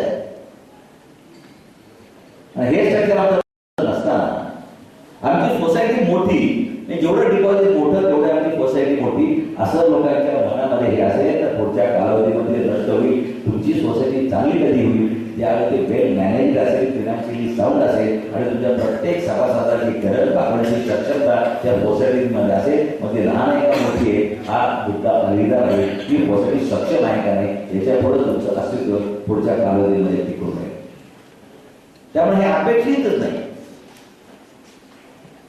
त्यामुळे याच्या पुढच्या कालावधीमध्ये शासनाला सहकारी संस्था स्थापन करण्यास कायद्याने मूलभूत अधिकाराचा दर्जा दिल्यामुळं शासनाला म्हणता येणार नाही की आमचं पुढचं 2 वर्षाचा धोरणात्मक निर्णय असा आहे, आम्ही एकाही नवीन पतसंस्थेला परवानगी देणार नाही. अशा प्रकारे शासनाला धोरणात्मक निर्णय जाहीर करता येणार नाही. जे काही करावं लागेल ते कायद्यात करावं लागेल. की तुम्ही हे निकष हे पूर्ण केले तर तुम्हाला सहकारी संस्था स्थापन करायला परवानगी दिलीच पाहिजे. शासनाला नाही म्हणता येणार नाही का? तर प्रत्येक नागरिकाचा मूलभूत अधिकार आहे. मूलभूत अधिकार म्हणजे काय? तुम्हाला फंडामेंटल आहे. फंडामेंटल राईट म्हणजे कोणी नाकारू शकत नाही. माझं भाषण स्वातंत्र्य, मला पूजा स्वातंत्र्य आहे, मला भारतात कुठेही जमीन घेण्याचं स्वातंत्र्य आहे. तसं सहकारी संस्था स्थापनेचं मला स्वातंत्र्य आहे. त्यामुळे शासनाला ठरवावं लागेल की इतकं भांडवल आणा, इतके सभासद आणा, हे निकष म्हणजे पूर्ण करा. हे पूर्ण केले की तुम्हाला पतसंस्था स्थापन करण्यास परवानगी मिळालीच पाहिजे. शासनाचा म्हणून टाकणार नाही पुढच्या कालावधीमध्ये की सहकारी बँका फार झाल्या, त्यामुळे सहकारी बँका फार झाल्या, त्यामुळे अनेक बुडल्या. त्यामुळे आम्ही धोरणात्मक निर्णय घेतलेला की आजपासून 4 वर्षापर्यंत आम्ही एकाही सहकारीला बँकेचा लायसन्स देणार नाही, असं शासनाला म्हणता येणार नाही. केंद्र का असेल तुम्ही हे निकष करा. 4 कोटी रुपये घेऊन या, 10,000 रुपये, 10 लोक, 10 सभासद, जे काही तुम्ही निकष आहे ते एकदाच सांगता. आणि ते निकष पूर्ण करणाऱ्या प्रत्येक माणसाला याच्या पुढच्या कालावधीमध्ये सहकारी बँकेचं लायसन्स शासनाला द्यावंच लागेल, कारण का तो त्याचा मूलभूत आहे. परंतु एकदा शासनाने जाहीर केलं की सहकारी संस्था स्थापन करणं हा जरी मूलभूत दर्जा असला, मूलभूत अधिकार असला, तरी त्या संस्थेत सभासद होण्याचा मूलभूत अधिकार व्यक्तीला दिलेला नाही. सभासद होण्याचा मूलभूत अधिकार. त्यामुळे तुम्हाला सभासद कसा असावा, जरी आपल्यामध्ये ओपन मेंबरशिप, खुलं सभासदत्व ही संकल्पना जरी असली तर तो सभासद कसा पाहिजे हे ठरवण्याचा अधिकार संस्था स्थापन करताना जे आमचे मूळ लोक आहेत त्या मूळ लोकांनी उपविधीमध्ये लिहून ठेवायचं की आमचा सभासद कसा आहे. एकदा का तुम्ही लिहून ठेवलं आमचा सभासद 5 फूट 2 इंच उंच पाहिजे, हा सत्य. पण ते कायद्यामध्ये कुठे छेद देणार नसेल तर कसा सभासद तुम्ही घेऊ शकता. तुम्ही घ्या आमचा सभासद असा पाहिजे, पहिल्या कोणत्याही क्रिमिनल गुन्हा दाखल झालेला नसला पाहिजे, तो कुठल्याही बँकेचा पतसंस्था डिफॉल्टर नसला पाहिजे, तो या माझ्या भागातच राहणारा असला पाहिजे. तुम्ही असं जरी लिहिलं तर ते कोणत्याही राजकीय पक्षाचा जो कार्यकर्ता नसला पाहिजे हे जरी तुम्ही उपविधीमध्ये लिहा तर ते कायद्याने व्हॅलिड आहे. कायदा सांगतो की तुम्हाला कोणत्या लोकांना एकत्र घेऊन संस्था चालवायची आहे त्या संस्थेच्या सभासदांनी करायचं. फक्त ते ठरवत असताना तुम्ही जात पात हिंदाच्या आधारे हे नाकारत नाही ना, हे तुम्हाला कायद्याच्या कक्षेमध्ये जर बसत असाल. कारण बालफोटीच्या एका केसमध्ये असंच झालं, सुप्रीम कोर्टमध्ये कर्तव्याची केस, आणि त्या केसमध्ये तो जर बालफोटी नावाची एक व्यक्ती होती त्याने एका कम्युनिस्ट पक्षामध्ये प्रवेश केला आणि कम्युनिस्ट पक्षामध्ये प्रवेश केल्यानंतर तिथल्या बँकेने कोर्ट केस करत ती सुप्रीम मध्ये गेली आणि सुप्रीम मध्ये त्यांनी असं सांगितलं कुठल्याही राजकीय पक्षात प्रवेश करणं, राजकीय पक्ष स्थापन करणं हा 19(1) खाली मला घटनेत दिलेला मूलभूत अधिकार आहे. तो मूलभूत अधिकार कोणी नाकारू शकत नाही. आणि हा मी मूलभूत अधिकार अंगीकारला, हा मूलभूत अधिकाराचं मी हे केलं, एस्टॅब्लिश केलं, म्हणून मला बँकेने नोकरीवर काढलं. ही बँकेची कुठली घटना व्हावी. सुप्रीम कोर्ट म्हणलं बाबा रे बँकेने तुला कुठं सांगितलंय की कम्युनिस्ट पक्षामध्ये जाऊ नकोस. नाही सांगितलं बँकेने. बँकेने सांगितलंय कम्युनिस्ट पक्षात गेला असं आमच्याकडे नको, एवढं सांगितलं बँकेने. त्यामुळे तो पक्षात जाऊ नको, राष्ट्रीय पक्ष स्थापन करू नको हे म्हटलं नाही बँकेने. बँकेने सांगितलं तिथं गेला तर माझ्याकडे नको. हे म्हणायच्या अधिकार त्या सहकारी संस्थेला निश्चितच आहे, निश्चितच आहे. त्यामुळे तुम्हाला सभासद कसा पाहिजे फार इच्छा आहे. मी सभासदांना जास्तीत जास्त बोलू शकतो, कारण सभासद जरी करायचे हे उपविधी हे नुसतं आम्ही जरी मॉडेल करून दिलेले असले तरी तुम्ही नीट वाचले पाहिजे. तुम्हाला कोणत्या प्रकारचा सभासद पाहिजे हे तुम्ही बघितलं. अनेक सोसायटीमधून नाही म्हटलं तरी अनधिकृतपणे असे किंवा बागामध्ये नसताना अशा प्रकारे नियम पाळले जातात. अनेक ठिकाणी मांस मच्छी खाणाऱ्या लोकांना फ्लॅट विकला जात नाही. कारण एकाने जर मासे तळायला घेतले की वरचे फ्लॅट थोडा दारा बनवला त्याला तो वास आवडत नाही. आम्ही जर एका कम्युनिटीने ठरवले आहे की अनेक जैन समाज हे समाज अनेक ठिकाणी बघत आमच्या पुण्याच्या त्या पुढे आदिनाथ सोसायटीमध्ये बघा कुठेही बघत पण हे व्हॅलिड आहे का नाही व्हॅलिड. तुमच्या कायद्यामध्ये म्हटले का मास खाण्यापिण्याच्या सवयीवर सभासदाचं ना करू नये अजिबात म्हटले. यस, तुमच्या कायद्यामध्ये म्हणले जात पात धर्म भेद राज्य विचारसरणी याच्यावरती सभासदाचं नाकारायचं नाही. आणि मी जर म्हटलं एखाद्याला की नॉनव्हेज खातो का नाही आधी तिथं सांग फॉर्म मध्ये भर, आणि जर माझ्या उपविधीमध्ये नियम असेल फक्त व्हेजिटेरियन लोकांनाच मी सभासद करून घेईल तर कायद्यामध्ये व्हॅलिड होईल. मी फक्त लक्ष ठेवा तुम्हाला सभासद कसा पाहिजे आणि हा सभासद कसा पाहिजे हे जर तुम्ही एकदा ठरवलं की मग त्या सभासदाने एकत्र माझी संस्था चालवायची कशी हे ठरवायचं. तुम्ही जे 100 रुपये नफा घाला या 100 रुपयाच्या नफ्याची वाटणी कशी करायची हे तुम्ही तुमच्या उपविधीमध्ये ठरवा. त्या 5 रुपये आणि 2 रुपये मी पुढच्या आयटी आज जग पुढे चाललंय या आयटी करता डेव्हलपमेंटसाठी 2 रुपये ठेवली हे याच्याकरता ठेवली आजारी पडता ठेवली सभासदांच्या कल्याणाकरता 1 ठेवली याच्यात ठेवली 100 रुपयाचे विधान कसं असेल हे आधी ठरवून टाका. कारण तुम्ही जे काय ठरवाल त्याच्यानुसार निर्णय घेण्याचं काम संचालन मंडळात असेल. पण जर तुम्ही त्या उपविधीमध्ये जास्त स्पष्ट करणार नसाल तुम्ही एकच म्हणायला लागला की आम्हाला बाबा डिव्हिडंड द्या बाकी सगळं तुम्ही बघा मग मात्र संचालकांकडून आणि चुकीच्या गोष्टी होण्याची दाट शक्यता. त्यामुळे उपविधी हा याच्या पुढच्या कालावधीमध्ये प्रत्येक सरकारी संस्थेचा बायबल आहे, गीता आहे.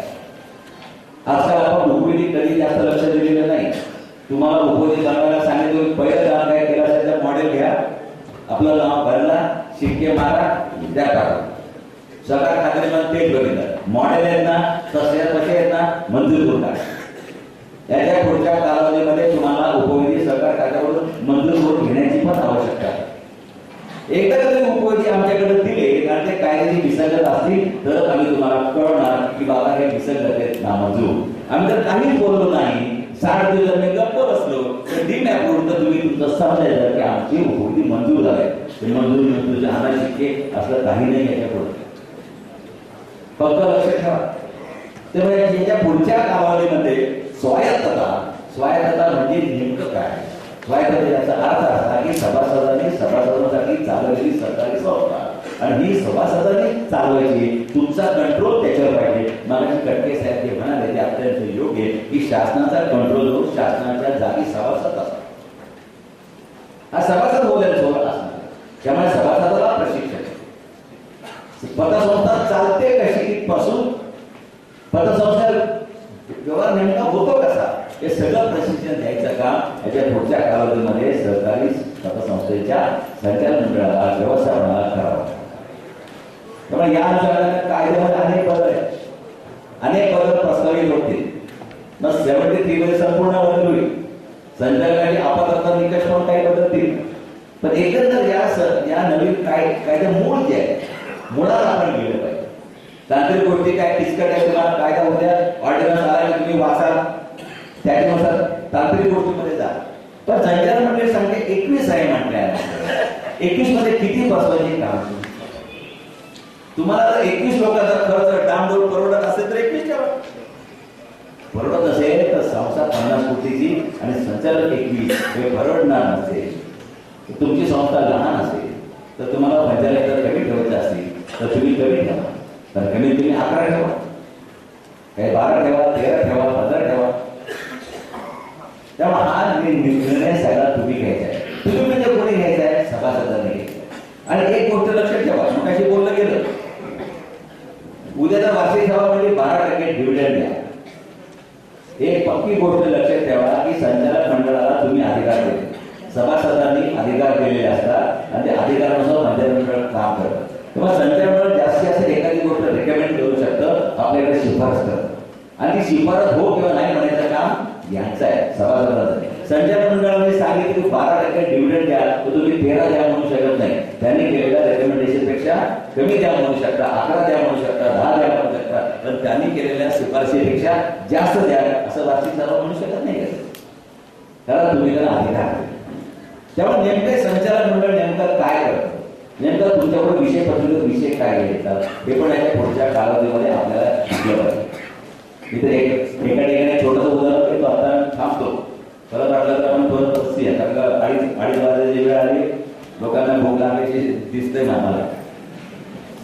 90 वर्षाच्या सरकारी संस्था बघितल्या विषय पत्रिकेवरचा पहिला विषय मागच्या सभेचे इतिवृत्त वाचून कायम करणे. दुसरा विषय संचालक मंडळाने तयार केलेल्या नफा तोटा पत्रकात ताळेबंदास मंजुरी देणे. मंजुरी देणे हा विषय होऊ शकत नाही. तरी त्या पतसंस्था ही 90 वर्षाची मी मला मंजुरी देणे हा विषय कसा आला तेव्हा सगळीकडे तर गेले 90 वर्ष हेच आहे. तुम्ही ते नफा तोटा पत्रक ताळेबंद वार्षिक सभा नामंजूर करू शकत नाही. नामंजूर केलेली सभा पुढे जाऊ शकत नाही. कारण का तुम्ही तुम्हाला मिळणाऱ्या अधिकारात तुमच्या ते काही लोक निवडून दिली त्याला सांगितलं कामकाज बघा. कसं बघा की उपविधीनुसार त्यांनी काम बघितलं. एखाद्या सीओला नोकरीला ठेवला त्याला 17,000 रुपये पगार केले आणि तुमच्यावर जो खर्च आला तुम्ही म्हटला 17,000 पगार मान्य नाही नामंजूर. संचालक मंडळीने काय भेदून त्याचा पगार परत आणायचा. तुम्हाला त्या बॅलन्स स्वीकारावं लागतं. कायद्यामध्ये शब्द ॲडॉप्शन आहे. नफा तोटा पत्रक स्वीकृती आहे. जास्तीत जास्त तुम्ही ते नफा तोटा पत्रक जे ऑडिटरने ऑडिट केले ते तुमच्या पुढे आले. ऑडिटर एक्सपर्ट आहे. जास्तीत तुम्ही ते ऑडिट मान्य नाही म्हणून फेर तपासणी करू शकता. तुम्ही नवीन ऑडिटर नेमू शकता. आता आपण 81 साली तुम्ही नवीन ऑडिटरची मागणी करू शकता. परंतु नफा तोटा पत्रक मान्य नाही नामंजूर अशा पण हे तर माझ्या सभासदांना माहीतच नाही. तर अनेक सहकारी संस्थांमधून आजही याच्याकरता ठराव पास झाले अनुमोदक सूचक मंजूर पुढे जाऊ म्हणजे मला माहीतच नाही. माहीत करून घेणं ही काळाची गरज आहे. त्यामुळे महिला पंचायतीला पण याच्या पुढच्या कालावधीमध्ये इथं 2-3 महिला बसलेल्या आहेत.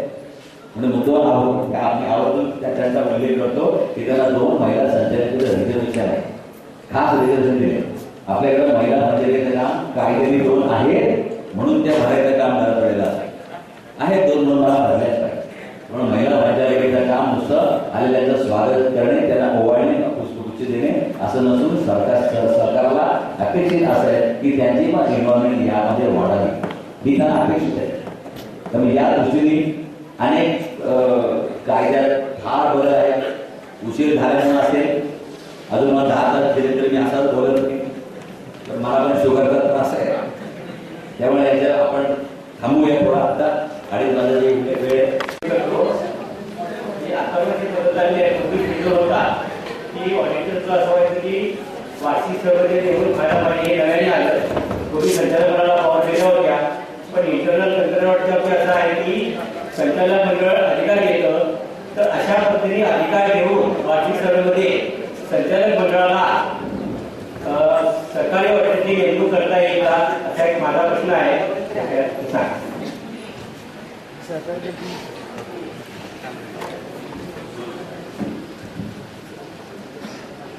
या संदर्भामध्ये मी तुम्हाला परत एकदा सांगतो जास्त ॲक्टिव्हिटी किंवा जास्त असं काही डोक्याला ताण करून घेऊ नका.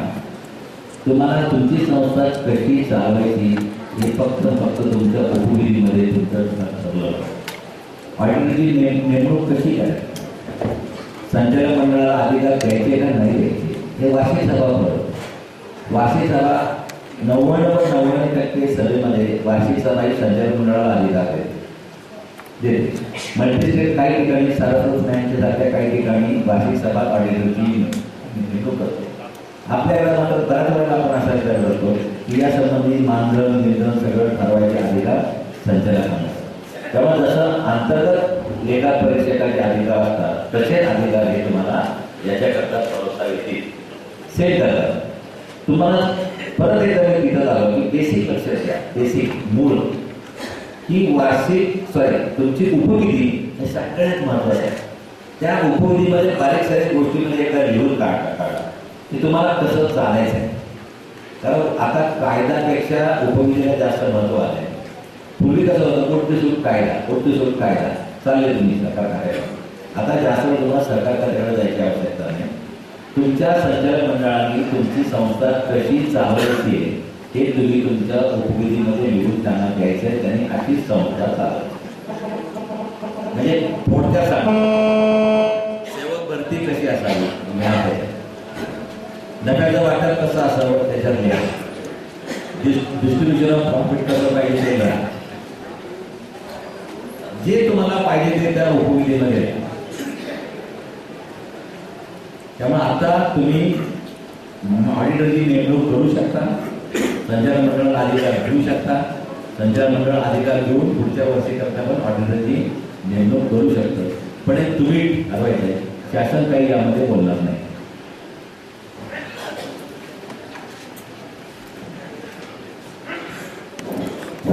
प्रक्रियेमध्ये कोणत्या संस्थांचं ऑडिट कोणते ऑडिटर करू शकतात याचेही निकष निश्चित केले आहेत. सरकारी संस्थांचं एकूण ए ते ई असं वर्गीकरण करण्यात आलेलं आहे आणि ए कॅटेगरीच्या संस्थांचं ऑडिट कोणते ऑडिटर करू शकतात त्याची कॅटेगरी निश्चित केलेली आहे. त्यामुळं आपली संस्था कोणत्या कॅटेगरीमध्ये बसते ते आपल्याला पाहिलं पाहिजे आणि त्या कॅटेगरीतल्या पॅनलमधल्या ऑडिटरची नेमणूक आपण केली पाहिजे. त्या दोन्ही गोष्टी GRच्या माध्यमातून लवकरच गव्हर्नमेंटच्या माध्यमातून आपल्याकडे येतील. त्याच्यावर मात्र आपलं लक्ष असण्याची आवश्यकता आहे. आपली संस्था बी कॅटेगरीत असेल म्हणजे ऑडिट वर्ग बी नव्हे, त्याचे ठरवलेले निकषातीच बी कॅटेगरी असेल आणि ऑडिटरचा पॅनल जर ए ग्रेड मधला तुम्ही निवडला तर ए ग्रेड मधला ऑडिटर कुठल्याही संस्थेचं ऑडिट करू शकेल, पण सी ग्रेड मधला ऑडिटर बी ग्रेडच्या संस्थेचं ऑडिट करू शकणार नाही. हे तुम्ही नीट जाणीवपूर्वक लक्ष देण्याची आवश्यकता आहे. त्यांना प्रश्न विचारायचे परंतु जास्तीत जास्त तुमच्या ॲम्बिग्युटी सगळ्या कायद्यात निघून जातील. 3 प्रकारचे ऑडिट आहेत कायद्यामध्ये. एक चार्टर्ड अकाउंटंट्स आहे की ज्याला आपण सर्दी लेखापाल म्हणतो. दुसरे सर्टिफाईड ऑडिटर आहे, त्यांनी GD/CA कोर्स केलेला आहे आणि त्यांना ग्रॅज्युएट डिग्री आहे, ग्रॅज्युएट डिग्री. आणि तिसरे ऑडिटर आहेत ते शासकीय ऑडिटर आहेत, गव्हर्नमेंट ऑडिटर. अशा प्रकारे 3 पॅनल असतील. त्या 3 पॅनल आम्ही GRच्या माध्यमातून कोणी कुठं ऑडिट करायचं या हाऊसिंग सोसायटीचं GD/CA केलं तरी चालतं आहे. पतसंस्थांना मात्र आम्हाला चार्टर्ड अकाउंटंटच पाहिजे हे शासनाकडून जाहीर केलं जाईल आणि शेअर म्हणाला तसं ते क्रेडिट दिली जाईल.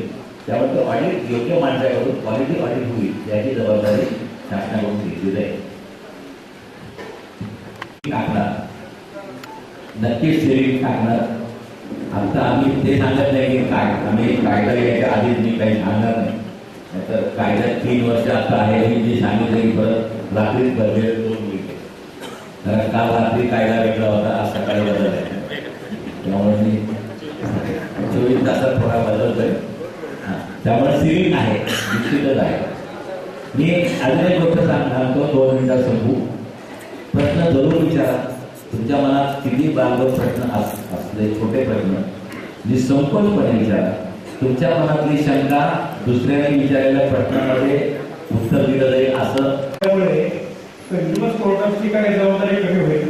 अजिबात नाही. कंझ्युमर कोर्टाची जबाबदारी कमी होणार नाही. या पोटनियमामध्ये जे नवीन घटनादुरुस्ती जी आहे ती किती कालावधीमध्ये दुरुस्त करावी लागणार?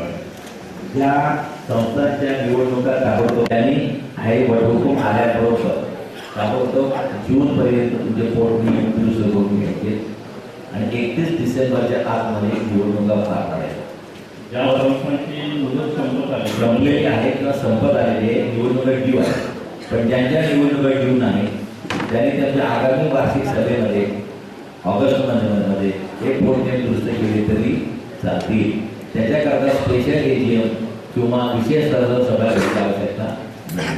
पण ज्यांच्या निवडणुकी जवळ आहेत किंवा त्यांचं ऑलरेडी मुदत संपलेली त्यांनी मात्र वटहुकूम आल्याबरोबर विशेष सभा घेऊन आपल्या पोट नियमामध्ये बदल करून जूनपर्यंत बदल 31 डिसेंबरपर्यंत निवडणुका घेणं आवश्यक आहे. पतसंस्थामध्ये इतर सोसायटीमध्ये जे समाधान नामांतर समाजात आहे त्याला हक्क राहणार. याच्या पुढच्या तुम्हाला त्यांना रेग्युलर सभासद म्हणून घ्यावं लागतील. ब वर्ग सभासदांचे ठेवी वगैरे आपण जे स्वीकारतो तसं ब वर्ग नाही. कारण ठेवी आहे म्हणजे ऍक्टिव्ह होणार आणि ऍक्टिव्ह झाला की त्याला तुम्हाला ब वर्ग सभासदाची व्यवहार करता येणार नाही. अशा प्रकारचं परिपत्रक शासनाने यापूर्वीच मला वाटतं काढलेलं आहे आणि ते याच्या पुढे मात्र कोणत्या बंधन राहील. कारण आता परत कायद्याचा अर्थ लक्षात घ्या. नॉमिनल याचा अर्थ जो संस्थेची सहसा व्यवहार करत नाही कधीतरी एकदाच येतो जामीनदार असतो त्याला ब वर्ग सभासद करून घ्यावं असं कायद्याला आणि सरकारला अपेक्षित आहे. आपण मात्र ठेवीदाराला ब वर्ग करून ते काही याच्या पुढे चालणार नाही. त्याला तुम्हाला रेग्युलर तो वर्ग सभासदच करून घ्यावा लागेल. जे वर्ग सभासद आहे त्याचे व्यवहार काय आहे त्यांचा हक्क काय राहणार? नाही, ज्याचे व्यवहार नाही तो इनॅक्टिव्ह होईल त्या काळात पुरता. व्यवहार केल्यानंतर परत तो ऍक्टिव्ह होईल. ही संकल्पना सारखी बदलते. आणि आज जो क्रियाशील नाही तो उद्या होऊ शकतो. आज जो क्रियाशील आहे तो उद्या क्रियाशील जाऊ शकतो. त्यामुळे निवडणुकीच्या आधी ज्या वर्षात निवडणूक आहे त्या निवडणुकीच्या आधी 2 वर्ष जे वोटर लिस्ट तयार होईल त्या वोटर लिस्टमध्ये क्रियाशील सभासदांची नावं येतील. एकदा जर क्रियाशील असेल तर पुढे 5 वर्ष क्रियाशील राहील. पुढच्या निवडणुकीला परत ते यादी केली जाईल. कारण 5 वर्षातनं 1 वर्ष व्यवहार करायचा, 1 वर्ष, आणि 5 मिटिंगपैकी 1 मिटिंग अटेंड करायचं. कसं संस्थांचे जो समाजात आहे कर्ज न टाकून व्यवहार केले त्यावरती पैसे ठेवायचे नाही तो पात्र होऊ शकतो. जो सभासदावर समाजात आहे तरी कर्ज काढलेलं आहे तो व्यवहार केलेले तर त्याची काय व्याख्या असू द्या. तुम्ही जर मर्यादा ठरवाल, एखादी पतसंस्था छोटी असेल त्यांनी ठरवलं की या सभासदाचं 1 वर्ष तरी व्यवहार ॲग्रिगेट, ॲव्हरेज नाही, ॲग्रिगेट 2,000 रुपये पाहिजे. म्हणजे खात्यामध्ये पैसे ठेवले काढले 10 ठेवले 5 काढले पण सतत त्याच्यामध्ये 1 वर्ष 2,000 हा बॅलन्स वर्षभर ॲग्रिगेट दिसला पाहिजे की ऍक्टिव्ह झाला. कर्ज नाही पण ठेव आहे. मग ते ठेव मोजताना तुम्ही रिकरिंग मोजा, हे मोजा, सगळं कुठल्याही प्रकारची ठेव, सेव्हिंग अकाउंट घ्या, रिकरिंग घ्या, कुठलंही घ्या, मुदत ठेव घ्या, हा कुठलंही घ्या.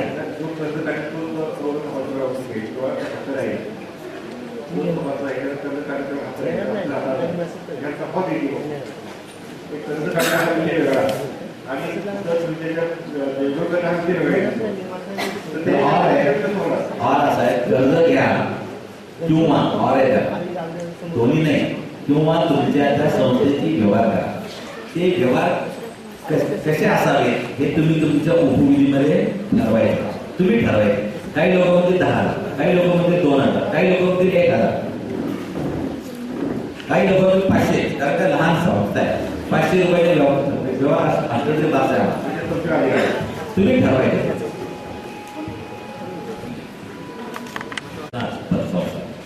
सिक्युरिटायझेशनचे अधिकार जी प्रॉपर्टी मॉर्गेज आहे तिथे तुम्ही पोझिशन घेऊ शकता वगैरे. पतसंस्था नाही, पतसंस्था नाही. येऊ घातलेल्या कायद्यात, उद्याच्या कायद्यात क्रियाशील नाही तर त्याचं सभासदत्व रद्द होणार का? तर 8 आणि 7 कायद्यामध्ये 8 वर्षाचा कालावधी दिलेला आहे की 5 वर्ष तुम्ही काय केलं अजून त्याला 3 वर्ष द्या मुदत. एकंदर 8 वर्ष तो जर सभासद म्हणजे काही व्यवहार करणार नसेल, क्रियाशील राहिला नाही 8 वर्ष, तर तुम्ही त्याला सेक्शन 35 खाली नोटीस द्या आणि एक्सपल्शनचं जे काही प्रोसिजर आहे ते प्रोसिजर पूर्ण करून अशा सभासदांवर रद्द करता येईल. अशी रक्कम तुम्हाला फॉर्फिट करता येईल, जप्त करता येईल. पण तुम्हाला ती सेक्शन 35 एक्सपल्शनची जी प्रोसिजर आहे ती प्रोसिजर पाडली पाहिजे. नॅचरल जस्टिसनुसार किंवा नैसर्गिक न्याय तत्वानुसार त्याला नोटीस दिली पाहिजे, त्याचं म्हणणं ऐकून घेतलं पाहिजे आणि वार्षिक सभेमध्ये त्याला काढलं पाहिजे. आता दुसरा एक प्रश्न फार महत्वाचा आहे. क्रियाशील नसलेल्या सभासदाला वार्षिक सभेची नोटीस पाठवायची का? हे सगळ्यात महत्वाचा फरक सांगतो हे तुमच्या उपविधीमध्ये ठरवा. शासन या बाबतीत कायदा काही बोलत नाही, तुम्ही सांगायचं. पण एक गोष्ट लक्षात ठेवा, आज मी क्रियाशील नाही पण सभेला आल्यामुळे मी क्रियाशील होणार आहे. त्यामुळे त्या सभेला यायची नोटीसच मला मिळाली नाही, कळलं नाही, तर त्या सभेला कसं येऊन क्रियाशील कसा होईल? त्यामुळं नोटीस तुम्ही त्याला घरी पाठवायची का जाहिरात द्यायची वर्तमानपत्रामध्ये का पोस्टरी पाठवायची का नाही पाठवायची हे उपविधी ठरतं. कायद्यात कुठेही म्हटलेलं नाही. कायद्यात काय म्हटलंय 14 दिवशी नोटीस होते, नोटीस फलकावर लावा, एवढंच आमचं म्हणणं असतं. अनेक ठिकाणी असं देतात लोक की पोस्टकार्ड पाठवतात अनेक ठिकाणी, आणि पोस्टकार्ड पाठवून सांगतात आपल्या नजीकच्या शाखेचा अहवाल घ्या. अनेक ठिकाणी वर्तमानपत्रामध्ये जाहीर नोटीस. म्हणून मला ते सांगितलं काकांच्या उत्तरामध्ये की तुम्ही ईमेल म्हणा, SMS म्हणा, हे सगळं जे काही मोड ऑफ नोटीस आहे कुरिअर म्हणा हे तुमच्या उपविधीमध्ये लिहा. अशा 6 प्रकारे आम्ही नोटीस पाठवू शकतो. पाठवा. आता माझ्याकडे माझ्या उपविधीमध्ये असं आहे ज्याचं 1,000 रुपयाच्या वर भाग भांडवल आहे त्यालाच मी घरी अहवाल पाठवतो, बाकीच्याला पाठवत नाही. बाकीच्या वर्तमानपत्रामध्ये नोटीस देतो. काय उपविधी माझा मंजूर आहे, कारण 1,000 रुपये ज्याचे आहे त्यातनं मिळणाऱ्या उत्पन्नावरच मला अहवाल घरी पाठवणं परवडतं. 1,000 रुपये जर मी कर्जाने वाटले तर मला 50 रुपये उत्पन्न मिळतं वर्षाला. त्या 50 रुपयाचा 10 रुपयाचा अहवाल 8 रुपये पोचते जे मला परवडतं. ज्याचे 100 रुपयाचे शेअर आहे त्याला मला अहवाल घरी पाठवणं परवडत नाही. मी त्याला सांगितलं की त्यांच्या कर्जा वर्तमानपत्रामध्ये जाहीर नोटीस देईल. तुम्हाला जे काय घ्यायचं ते उपविधीमध्ये का म्हणजे परत सांगतो. उपविधी सारखा याच्या पुढच्या कालावधीमध्ये डॉक्युमेंट महत्वाचा दुसरा कुठलाही नाही.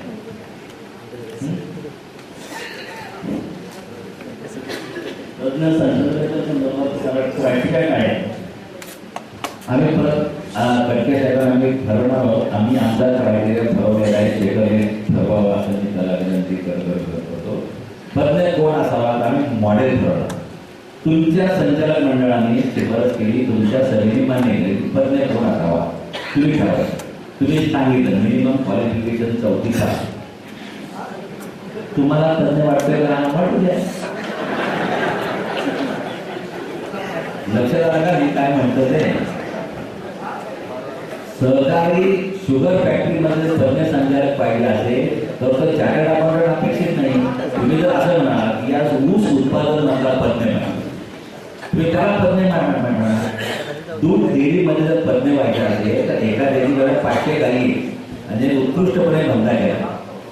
काल मला एक टीव्हीवरची बातमी असताना एक कुठंतरी मी बघितलं वाशिमला एखाद्या महिला शेतकऱ्यांनी 25 एकर जागेमध्ये संत्र्याच्या पिकाची लागवड केली आणि ते महिलाला जवळजवळ काहीतरी 27 लाख रुपये नफा लागला.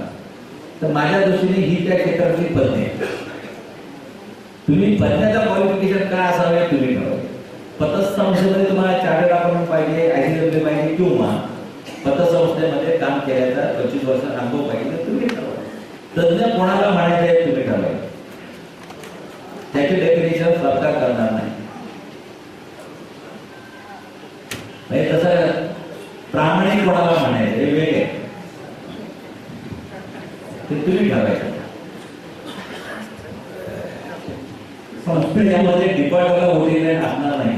जो कर्ज पुरवतो त्याला मतदानाला अधिकार नाही, तर ऍक्टिव्ह असलेले नसतो त्याला मतदानाला अधिकार नाही. संस्थेची गुंतवणूक DCC बँकेमध्ये करणे सक्तीचे राहणार. संस्थेची गुंतवणूक जिल्हा मध्यवर्ती सहकारी बँकेत सक्तीचा राहणार नाही. सेक्शन 70 मध्ये असा बदल करण्यात आलेला आहे इन्व्हेस्टमेंटमध्ये की जिल्हा सहकारी बँकेबरोबरच सहकारी आमच्या अर्बन सहकारी जे बँक आहे त्यांच्यामध्ये पण आणि राष्ट्रीयकृत बँकेमध्ये गुंतवणूक तुम्हाला अलाउड केलेली आहे. फक्त राष्ट्रीयकृत बँक कुठली आहे आणि अर्बन बँकामध्ये मात्र सतत 3 वर्ष अवर्ग असलेल्या अर्बन बँकांमध्ये गुंतवणूक अलाउड करण्यात आलेली आहे. 30% वरती करायला किती जिल्हा बँकेमध्ये सक्ती नाही. कारण ज्या जिल्हा बँकेत तुम्हाला ती जिल्हा बँकेत ICU मध्ये असेल त्यात गुंतवणूक करणारे सगळे ICU मध्ये. त्यामुळे तुम्हाला पूर्ण स्वायत्तता दिली की तुमचा पैसा कुठं उडत. परत एकदा सांगतो स्वायत्तता पूर्ण दिलेली आहे. तुमच्यावर कोणतंही बंधन तुमच्यावर कोणतेही असं हे टाकलं जाणार नाही कायद्याने हेच करावं. जास्तीत जास्त आम्ही हेच सांगू उपविधी म्हणजे काय म्हणेल शक्यतो असं वागा हे तुमच्या भल्याचं आहे. न वागा तर तुमचं बरं तुमच्या पाहिजे. हे मॉडेल उपविधी म्हणजे पण तुम्ही ते स्वीकारलेच पाहिजे असं बंधन नाही. सेक्शन 14 नुसार आम्ही पूर्वी सांगत होतो की तुम्हाला हे केलंच पाहिजे तसं आता याच्या पुढं सांगणार नाही. शक्यतो असं वागा हे भल्याचं आहे एवढंच आम्ही सांगतो. संचालक मंडळी वक्तव्य करताना त्याच्या पात्र मी तिथं लावतो. तुम्ही संचालक मंडळामध्ये आम्ही सांगितलं 5 रिझर्व्ह जागा आहे त्याचं रिझर्वेशन हे त्या पात्रता निकषानुसार होईल. तो OBC पाहिजे BC पाहिजे त्याचे पात्रता निकष. तुम्ही जर संचालकांना माझ्या बँकेत पात्रता निकष गेली 20 वर्ष. माझ्या बँकेत पात्रता निकष असा आहे की तो संचालक ग्रॅज्युएट पाहिजे. पदवीधर असल्याशिवाय त्याला निवडणूक मिळवता येत नाही. माझ्या सगळ्या सभासदांना वाटलं की रिझर्व्ह बँकेचं परिपत्रक तरी त्याला वाचता आलं पाहिजे. काही बँकांमध्ये उलटं वाटेल, त्यांना वाटेल की नाही इथं पात्रता वेगळे असावे. मी थोडा विरोधाचा भाग बाजूला ठेवून मी तुम्हाला सांगतो, पात्रता निकष तुम्ही ठेवायचे की माझा पैसा स्टेटला लागलाय, माझा पैसा सांभाळायला कसं संचालक मंडळाचे सदस्य कसे असावे हे तुम्ही ठरवा. तुम्ही जर ठरवलं त्याने कुठलंही लोन घेतलेलं नसावं ते लागू होईल. त्यांनी ठरवलं त्याच्यावर कोणत्याही गुन्हा दाखल झालेला नसावा, लागू होईल. तुम्ही ठरवलं त्याचं वजन 60 किलोच्या वर पाहिजे, लागू होईल. हा विनोद बाजूला ठेवा, पण त्यातलं एक मतदार समजून घ्या की तुम्ही जे काय निकष ठरवाल ते कायद्याच्या चौकटीच्या बाहेर नसते. हे तुम्ही सांगितलं हा विषय तर जातीचाच पाहिजे चालणार, कारण कायद्यामध्ये ते अलाउड नाही. तर तुम्ही सांगितलं ग्रॅज्युएट पाहिजे, हे पाहिजे, ते पाहिजे, चालेल. जरा एक मिनिट, प्रश्नोत्तराची वेळ जरा थांबवावी लागते. पुढचा बराच कार्यक्रम आहे, वेळेत आपल्याला पूर्ण करणं गरजेचं आहे. बाकीचे निकष आहेत, ऍक्टिव्ह मेंबर पाहिजे, त्याचं मिनिमम थोडे शेअर पाहिजे, ते क्वालिफिकेशन आहेच. पण अजून निकष तुम्हाला काही घालायचे असतील तुम्ही ऍडिशनल निकष संचालकाला टाकू शकता. म्हणजे आता अनेक ठिकाणी सांगितलं की संचालकाची ठेव त्या बँकेमध्ये ठेव आहे, म्हणजे तो निर्णय घेतो आणि त्याचं स्वतः अकाउंटमध्ये ठेव नाही, काहीच नाही. तर तुम्ही जर सांगितलं पंचायतीकडे 5 लाख रुपये ठेव ठेवा आणि मग आमची बँक चालवा, कारण पुढले तर तुझे 5 लाख पुढे जाते. हा निकष तुम्ही करू शकता. अजून काय?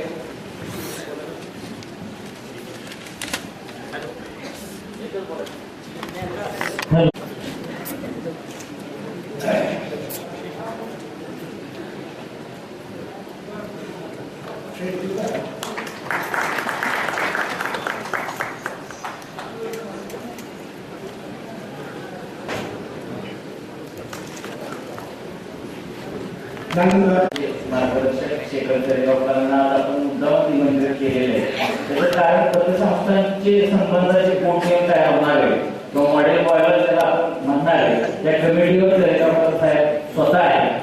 तर माझ्या मनात एक शंका आहे, त्यामुळे मी तारीख बोलते नंतर साहेब बोलते. परवा दिवशी सरकार आयुक्त आणि डॉक्टर संजय कुमार भोसले पतसंस्थांच्या कमिटीचे अध्यक्ष हे स्वतः राज्य फेडरेशनमध्ये चर्चेला आलेले होते आणि त्यांनी सांगितले की आम्ही पोटनियम तयार करताना नागरी सरकारी बँकेत पैसे ठेवायचे नाही असे पोटनियमात मुद्दा घालणार आहे. मी तिथंच त्यांना विरोध केला की तुम्ही अशा पद्धतीने घालू शकत नाही. जर घटनेतच म्हणलेलं असेल की नागरी सरकारी बँका अ वर्गातल्या असतील तर तिथं पैसे ठेवायचे. आता चरेगावकरांनी एक बँक ड वर्गातनं अ वर्गात आणलेली आहे, सलग 3 वर्ष त्यांना अ वर्ग. त्याला आम्हाला जर माहिती नाही, आम्हाला चरेगावकरांच्या बँकेत पैसे ठेवायचे असतील तर तिथे आम्हाला ठेवता येणार नाही. आणि मग उद्या जिल्हा बँक सांगणार 6% व्याजदर देतो, राष्ट्रीयकृत बँक सांगणार 7% व्याजदर देतो. तर तसं बंधन तुम्हाला पोटनियमात घालता येईल का याचे कायद्यामध्ये तरतूद केली, जिल्हा बँके आणि नागरी बँकेत ठेवता येईल. त्याच्यामुळे पोटनियमात बदल करता येणार नाही, कायद्याच्या विरुद्ध करता येणार.